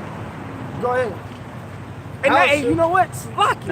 Because that's what the Lord's going to do. He's going to repossess you 2/3 Israelites' spirits. That's right. Since you want to fuck around. They did a movie on that. Remember Repo Man? Yep. Oh, yeah. He with Michael Blackson. No. Oh, I'm thinking of. You talking about the, yeah. I'm thinking of. You thinking Repos. I think Repo Man was the one where like they would give you like if you needed a heart, a heart or whatever, they would give you a heart and they would give you have to pay on it. But if you couldn't pay on it, And they would send the repo man, and they come take that shit back from you. Yeah, they'll kill you. You shoot it and take it out the chest. Take the heart back. Crazy. I didn't watch that. But you see, the Lord's gonna repossess y'all spirit because y'all wanna fuck around. Because y'all ain't paid that tag. Y'all ain't paid that bill. The men of the Lord are paying that bill, man. When that cup of indignation that I speak about in Revelation 14, we sipping on that slowly. You see what I'm saying? Yep. Because we going through Micah 7. Get that. That word was it? I know what you're talking about. Apostle Bar. 7 and 10. Yep. Bear the indignation. There you go. The water, brothers. That's the spirit. Because we drinking it. The cup shall surely pass to thee. That's right. What he said that to the sons of Zebedee. John and James. And look what happened to him. James got smoked by King Herod, by the sword, and John Got beheaded. got beheaded and was in the island of Patmos at an old age. Oh, Salaki. You see? He was in the island of Patmos at an old age. They drank of the cup. They said, you will drink of this cup. Not maybe, you will. So we drinking the cup right now. We're drinking that indignation. But they're going to have to take it straight to the head. Chug. They're going to have to take that straight to the head with no mixture. See? That's the spirit. I'm speaking as a man. We get a mixture because we get the comfort. We got John 14. Some chaser. We got the chaser. We got John 14. We got 2 Corinthians, the first chapter. We got the comfort. We got men who have been comforting us. What most Jay gonna have to drink is a very expensive drink called a Lake of Fire. There you go. They gonna Top shelf, that shit all the way down too. But the Lord's gonna repossess y'all spirits, man. He's gonna repossess y'all spirit. Repo man. Come repossess that because you wanna fuck around with it. This truth ain't nothing to mess around with. This is serious. That's right. This is serious business, man. Right. All right, go ahead, read that real quick. Micah chapter 7, verse, I'm starting at 8. Rejoice not against me, O my enemy, when I fall. I shall arise. When I sit in darkness, the Lord should be a light unto me. Verse 9, I will bear the indignation of the Lord. I will bear the indignation of the Lord, man. Go ahead. Because I have sinned against him. Ooh, okay. Because I sinned against him. Hold that. This is spirit. Get Lamentations chapter 3 and 42. Because we gonna get it. Because yes, we did sin. You still holding Jeremiah 15 and 1? Yeah, read that real quick while he gets Lamentations. Jeremiah chapter 15, verse 1. Then said the Lord unto me, though Moses and Samuel stood before me, yet my mind could not be toward this people. Because y'all a piece of shit. Because y'all don't want to listen, man. Yeah, I gotta say it like that. Because y'all don't want to listen. It can't. I don't want to look at y'all no more. I don't want to deal with y'all. I gave you Moses, who gave you the law, and I gave you Samuel. Yeah, because back in Samuel time, we was looking for a prophet. We was grieving for a prophet. Eli, the high priest, and before the judges came into play. No, judges were the seers of us in that time, but the prophet though, that's the man that we needed. Yeah, because they weren't necessarily, this is what's going to happen in the near future. They were just delivering us. Yep, exactly. The prophets, they also Guys, I'm not sure if you know, but the biggest Africans, this the niggas don't fuck with y'all over there, man. Like, why y'all trying to beat them so bad? Like, it's so fuck with y'all, man. Right. You have a good one. You should drive along. Jake always want to speak the This is why the Lord don't fuck with But they had liberty to get. I don't know what he was trying to say. Was he trying to say like? Why we trying to imitate something that we're not? That's what we're really saying. Like He said the Jews over there don't fuck with us. As they shouldn't. As they should. We don't fuck with them. Right. Matter of fact, somebody get that in Revelation 2 and 9. Man. Revelation chapter 2 verse 9. That's 2 was 9, yeah. I know thy works and tribulation and poverty, but thou art rich. And I know the blasphemy of them which say they are Jews and are not. Yeah, we know that this is really talking about fake Israelites, but we use this to talk to those Jew rats over there. Like we're not concerned with them. all this talk about what the Israelites in America are doing, where is this great Rabbi Rat, you know, that's gonna stand bold for those people? There's nobody standing up for them Khazars because they're exposed, man. So what is he talking about? Like, nigga, you are like 5 years too late, man. Too late and $1 too short, man. Go drive your car, go crash it, go ahead and enjoy your Saturday, man. Everybody want to be smart, man. Right. That goes back to what the officer was saying, man. Jacob still fucking stupid. This is the altar of the Lord, and in 3 times we had 3 instances that the nigga just come up and say stupid ass shit. Get work for that, man. Okay, well, get Malachi 1 and 7. I'm gonna land back on what I just said. Get Malachi 1 and 7 real quick, because they don't understand. And that's cowardly too. Because they don't know how, like Jake is Go park your car and let's do go park your car and it's built. But again, Jake is very cowardly. He want to say his word, and then he want to rev the RPMs up, man. Exactly. Get the hell out of Dodge. All right. Get Malachi 1 and 7. Malachi chapter 1 verse 7. Ye offer polluted bread upon my altar. You see, when they come drive by and they talk they bullshit, and they talk get Matthew chapter 18 and 10. Yeah, because he could have simply gave a glass of cold water. And got a prophet's reward. Yep. But they don't understand. You see, exactly. Mark. All right, keep reading. He was seeing Got a big ass red mark. And ye say, wherein have we polluted thee? And that ye say the table of the Lord is contemptible. There you go. Read Matthew. Hold that. Read Matthew chapter 18 and 10. Because these dudes don't understand, man. They don't understand who they're talking to, who they're driving past. Okay? These men up here could very well be of the elect. But you know what? It doesn't even matter if none of us are part of the elect. He's still speaking out against the words of the Heavenly Father. So he got to pay for that, because again, the scriptures say what in Romans 3 and 3, what? 3 through 4, that what? Let every man be a liar and let the Most High be true, man. So he's speaking out, and he was trying to throw the Spirit of the Lord off. Yeah, he ain't gonna make the faith of the Most High. Yeah, that's on him, man. You gotta take account of every idle word, man. That's right. So go ahead. That's right. This is Matthew chapter 18, verse 10. Take heed that ye despise not one of these little ones. All right, so hold that. It says, take heed that you despise not one of these little ones. Okay? Even going, like it says in the book of Philippians, I'm not counting ourselves as of that number. Or I'm not counting myself as apprehended. All right, meaning being of the elect. But hey, these are prophets up here. All right? These are prophets that you're speaking to, that you're slandering. It says, do not despise any of these little ones. When you go into the word despise, it means to disdain. All right? Reread Malachi 1 and 7. Malachi chapter 1 verse 7. Ye offer polluted bread upon my altar, and ye say, wherein have we polluted? Wherein have what did I say that was so offensive? All right, go ahead. Yeah. When his ass is on the local news on Monday. And that ye say, and he's going to get a flashback of what he did today, because that's, God dang it. Get 2nd Ezra chapter 13 verse 37. Okay, but keep going, brother. It says, and that ye say the table of the Lord is contemptible. That the table of the Lord is contemptible. You go into the word contemptible, it means of disdain. So when you go into that word despise in Matthew 18 and 10, it means to disdain. Despise means to disdain the little ones, or the prophets, or the little ones, really speaking about the elect.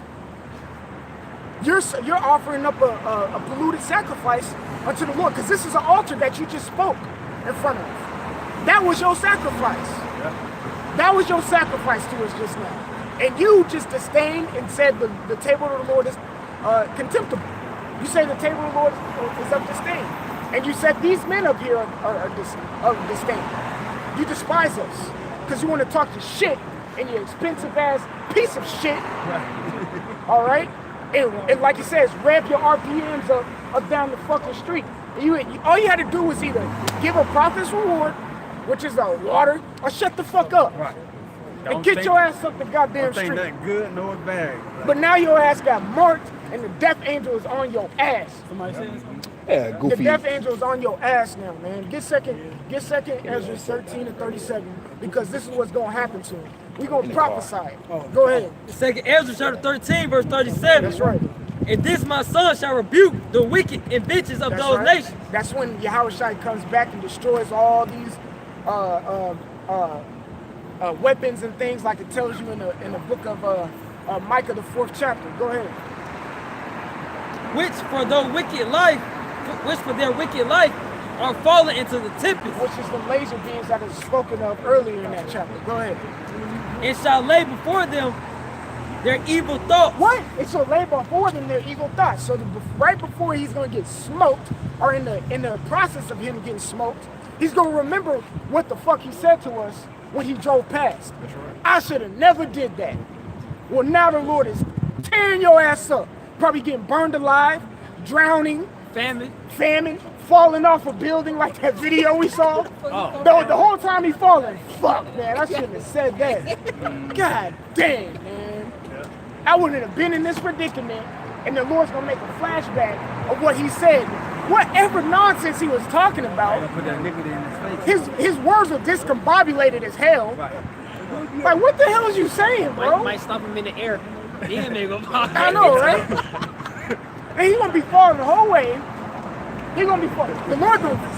Hey, there's a song called My Mind Playing Tricks on Him. The Lord's gonna drop his ass, and right before he's about an inch from splattering, the Lord's gonna stop him. And the Lord may put Psalms 91 in his head, being like, oh, the angels, I'm paraphrasing, the angels are gonna stop you from dashing that, foot on the ground or whatnot. He's like, oh man. Then the Lord's gonna be like, I'm playing with you. This is exactly this is what's happening to you right now, because you did this. An inch off the ground, still, and he still splatters from an inch fall, because the Lord can do whatever he wants, man. You better be very careful. It's a fearful thing to fall into the hands of the living power. All right, is that it on that? All right. It shall lay before them their evil thoughts, and the torments wherewith they shall begin to be tormented. Woo! They're gonna be tormented, man. That is a part of the sting of death that's spoken about in Corinthians, the 15th chapter, 1 Corinthians 15. Getting tormented in your mind for the bullshit that you did prior. Get Romans 2 and 6 real quick.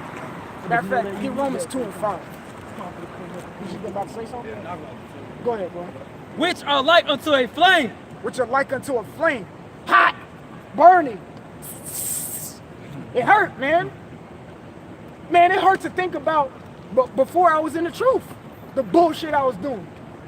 That's torment itself. But good thing we got the Comforter, and good thing we got what Paul said in Philippians 3, forgetting those things which were before, and looking forward to the mark, the prize of Yahushua, the high calling of Yahushua and Mashiach. I'm glad I got that scripture. You see, hold that, read Romans 2 and 5. Romans chapter 2, verse 5. But after thy hardness and impotent heart, that asshole who drove past saying bullshit, his hardness, meaning his stubbornness, because I guarantee you, even if he did park somewhere and came up and tried to have a dialogue with us, he would have been stubborn as hell. Go ahead. treasure it up unto thyself wrath against the day of wrath. He treasure of wrath in the day of wrath, man. Hey, so that's anonymous with Colossians chapter 3. That's right. He treasures up in heaven. That's right. See, so 2/3 are stacking up their treasure for wrath. There you go, man. That's the well, opposite. it is not a treasure, yeah, it's fool's gold. We treasure up the things that are stored in heaven. We understand that these things here. Hey, yeah, the dreams. The word dreams means an illusion. All right? Or something that's not real. That's why you have Sirach 34, the 34th chapter, talking about anyone who believes in a dream is a fool. You see? They believe in this American dream, man. This American dream. My mama told me I was gonna be they somebody believe in this bitter illusion. That's what they believe in. This bitter illusion. Okay? That they always chasing. Reread verse 5. Romans chapter 2, verse 5. But after thy hardness and impotent heart treasured up unto thyself wrath against the day of wrath, the revelation of the righteous judgment of Yahweh. All right, keep reading the verse 6. So that's what he's storing up. Keep reading verse 6. who will render to every man according to his deeds. Who will render to every man according to his deeds. For that little simple ass 30-second deed that you just committed, it's probably less than that. Right. For a 5-second deed. The glory in his mind that he want to have. Yep. Rolling down the street, Yep. he got to pay. Probably a picture on the other He side. got to pay the goddamn price. Jake always gonna be smart when it's a hole in the car. Yeah. You probably got cussed out by somebody down the street. Hey, you want to know what's real talk? He was already probably slated for destruction. It just solidified it right there. You might die this week. It just solidified it. Get Romans chapter 3 verse 19. It solidified it. Because no man is guilty. Get Job, no one dies innocent. With the vampire? You know what I'm talking about? I think it's like Job 4 or Job 3. Where is that? No one dies innocent. Job, is that 4? Yeah, find that card. No one that perished. Yeah, dies innocent. Yeah. Go ahead. I think it's Job 3. That's a lesson. Yeah, get that. Read Job 4 and 7 real quick. This is Job chapter 4, verse 7. Remember, I pray thee, whoever perished being innocent. Whoever perished being innocent. All right, so hold that. Read Romans chapter 3 and 19 real quick. Romans chapter 3 verse 19. Now we know that what things soever the law saith is said to them who are under the law. That's right. That every mouth may be stopped and all the world may be guilty before Yahweh. All the world may be guilty before Yahweh. Now we understand according to what Romans 6 that we're not under the law, right? Give me Romans chapter 2 and 13 real quick. I want to say, 2 and 13. Let me see what that says. Romans chapter 2 verse 13. For not the hearers of the law are just before Yahweh, but the doers of the law should be justified. Keep going. For when the Gentiles, when the Gentiles, all right, ones who don't know they're Israelites, we're just gonna simply just do a synopsis of that word like that. Go ahead. which have not the law, go ahead. Do by nature the things contained in the law. Do by nature the things contained in the law, meaning that's an inclination. The word inclination means a natural tendency to do something. Go ahead. These, having not the law, are a law unto themselves. A law unto themselves. Reread Romans chapter 3 and 19. And the point is at the end. Because if they're a law unto themselves, then motherfucker, you ain't guilty. You gotta pay the goddamn price. Go ahead. Now we know that what things soever the law saith, is said to them who are under the law, that every mouth may be stopped and all the world may become guilty before Yahweh. Playboy, you guilty. Go up the street. Wherever since Mount Sinai. Playboy. All Israel is still under that banner. Like it says in King Solomon, Ecclesiastes 12, the whole duty of man is what? To commit himself unto the Lord. That's right, bro. Perfectly put. Reread Job. Perfectly put. Everybody, that's your number one thing. To follow the laws and statutes and commandments to the best of your ability. And fear the Most High. Okay? Go ahead. This is Job chapter 4, verse 7. Remember, I pray thee, whoever perished. All right. He said, remember this. All right, so laws just in I your beg head. you. Listen, boy. Go ahead. I pray Listen, thee, boy. I pray thee, whoever perished being innocent. Whoever perished being innocent. Or where were the righteous cut off? Everybody guilty in the eyes of the Lord. That started from Adam too. Yep. The malignity of the heart, that's still embedded in us. But the elect is saved out of it. That's right. Revelation 14 and 4. No law, no flesh should be saved by the law. Yeah, yep. Justified. You're not justified. Go ahead. Verse 8, even as I have seen, they that plow iniquity and sow wickedness reap the same. Reap what you sow, man. You want to talk bullshit? The Lord, like we read in Romans 2 and 6, who renders to every man according to his deeds, is going to get you bullshit. All right? Get a... Law of attraction. Yep. Get a what we had earlier, 1 Thessalonians 5 and 5 and 15. Can't tell him shit. 1 Thessalonians. He ain't listening. You're not even listening. He's too busy that glory of the world. First Thessalonians chapter 5, verse 15. See that none render evil for evil unto any man. See that none render evil for evil to any man. Now it may seem because he wants to talk some smack, or any individual want to talk smack to the prophets, that we be like, man, you're gonna die, you know what I'm saying? Send curses on them. We actually showing you mercy, putting you out of your misery. That's showing mercy. We actually extended you love. Right. I was talking. Go ahead. Or be left here starving by famine, die by famine. Me and this brother Shamar, we was talking earlier up there. The judgment of the Lord is an oxymoron. Whenever you read that all Israel should be saved, that is a big oxymoron. That's an icy hot. Yeah, they're gonna be saved. Yeah, they're gonna live eternal life. Yeah, they're gonna be living good in the kingdom. But you gotta catch a missile first. Yeah. But you gotta go through the. That's 7 Ezra's 9th chapter. You gotta go. Daniel 12. You gotta go through Jacob's struggle. You gotta go through your family. You But gotta you know go it through your after death. pessimists. You gotta go through getting raped, robbed, and murdered again, but on a high level. All right. You gotta go and get it. Yep. You're gonna receive shame according to Daniel 12. It's an oxymoron, but it's still mercy. So whenever a dude is talking hot shit, and we're talking like that, we're extending love. We're not rendering evil for evil. We aren't. Even though you want to talk that shit, that's fine. We're not rendering you evil for evil. But it's the sword. He came with his. He came with his, and we just cut it down. And now we're giving you the judgment. All right, keep going. Because it's going to tell us to do something as well. Get Psalms chapter 37 and Psalms chapter 37, I want to say like verse 20. Verse 15. See that none render evil for evil unto any man, but ever follow that which is good, both among yourselves and to all men.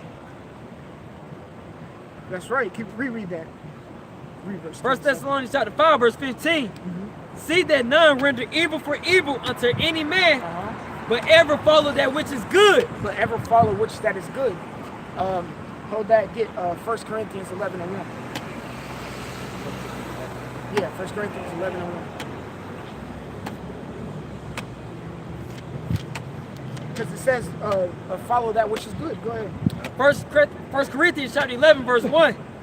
Be ye followers of me, even as I also am of 1 Corinthians chapter 11, verse 1. Be ye followers of me, even as I also am of Hamashiach. There you go. Yahweh Shai Mashiach showed us the right path. He showed us the good path. All right?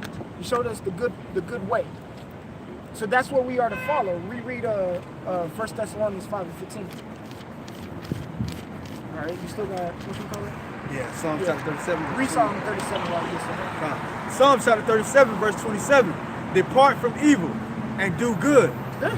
Depart from evil and do good. Keep going. And dwell forevermore. And dwell forevermore. Now go to the next chapter. I want to say it's like verse 13. Verse 20. Psalm chapter 38, verse 20. They also that render evil for good are my adversaries. Are mine adversaries. So if you're rendering evil for evil, you're an adversary. You're Satan, damn it. All right? You're Satan. If you want to render evil for evil, get Romans, what's that, chapter 12? Chapter 12, verse, I'm going to say like 9. I think, see what that says. Get Romans chapter 12. Yeah. Hold this. And get Romans 12 and 9. Reread that in Psalms. Oh, it's fine. Then get Proverbs chapter 17 and 13. All right, that's heavy you said that though, because a lot of times somebody might get oppressed, and say for instance you're oppressed by like a particular government, and after you rule over a people, you end up doing the exact same thing that the oppressor does, which that's like you said, rendering evil for evil, and of course you got vengeance, but it's one thing, like say for instance the so-called white man, committed adultery, stole this, that, and the other, committed broke laws that was according to the Bible, you don't go against biblical doctrine in order to pay that man back. You see, you still have to stay among the, you have to facilitate yourself amongst the spirit of the Lord and do everything in righteousness, man. That's how you fight good with evil. You see, stand in the spirit instead of going according to your own mentality, trying to recompense something to somebody. That's why it says what? Judgment or vengeance is mine, saith the Lord. Man, that's it. This is Romans chapter 12, verse 17. Yeah, Proverbs 17. Recompense to no man evil for evil. Provide things honest in the sight of all men. Read it. Romans chapter 12, verse 17. Recompense to no man evil for evil. Meaning pay back no man evil for evil. That's the same thing Thessalonians, I was going to say Thessalonians. Thessalonians are saying, render not evil for evil. Go ahead. Provide things honest in the sight of all men. That's doing good. You see? That's doing good. Yeah. That's doing good to all. You said all men? All men. That's doing good to all men. Keep reading. If it be possible, If it be possible. Go ahead. as much as lieth in you, live peaceably with all men. Live peaceably. All that life in you. That, I swear. It's hard, It's hard. but do it, man. Read Proverbs 7. So you just gotta walk away. That's the best way. Hey, I was talking to my brother. Hey, what's the best way to honor your mother and father? Leave them alone. Staying away from them. Staying away. Keeping a distance. I was telling you that. Yeah, just keep them distance. Go ahead. I was thinking that I was meditating on that same thing this week. This is Proverbs 17, verse 13. We know what father and mother we to honor. We say it before we open camp and before we open any of our videos. Double honors to the apostles and elders. Those are our spiritual fathers, man. Those are the ones who have traveled. And that's what we learn from and get the experience from. You can drop Thessalonians, just real quick, I'm sidetracking. Get 2 Ezra 13 and 55. Hold that. 2 Ezra 13 and 55. Because we understand who our spiritual fathers are. What's the mother? Go ahead. The 2 Ezra chapter 13, verse 55. Thy life hast thou ordered in wisdom, and hast called understanding thy mother. There you go. All right, so let's get back on topic. Get Proverbs 17 and 13. This is Proverbs 17, verse 13. Whoso rewardeth evil for good, evil shall not depart from his house. There you go. Whoever render evil for good, evil shall not depart from his house. Who's that remind you of? King Saul. King David didn't do shit to him. Right. He didn't do nothing. But he wanted to throw 2 javelins at him and seek his life. But you know, David hit him with the you know what I'm saying? Football juke. You know what I'm saying? Shit probably went through the garment. The juke stick.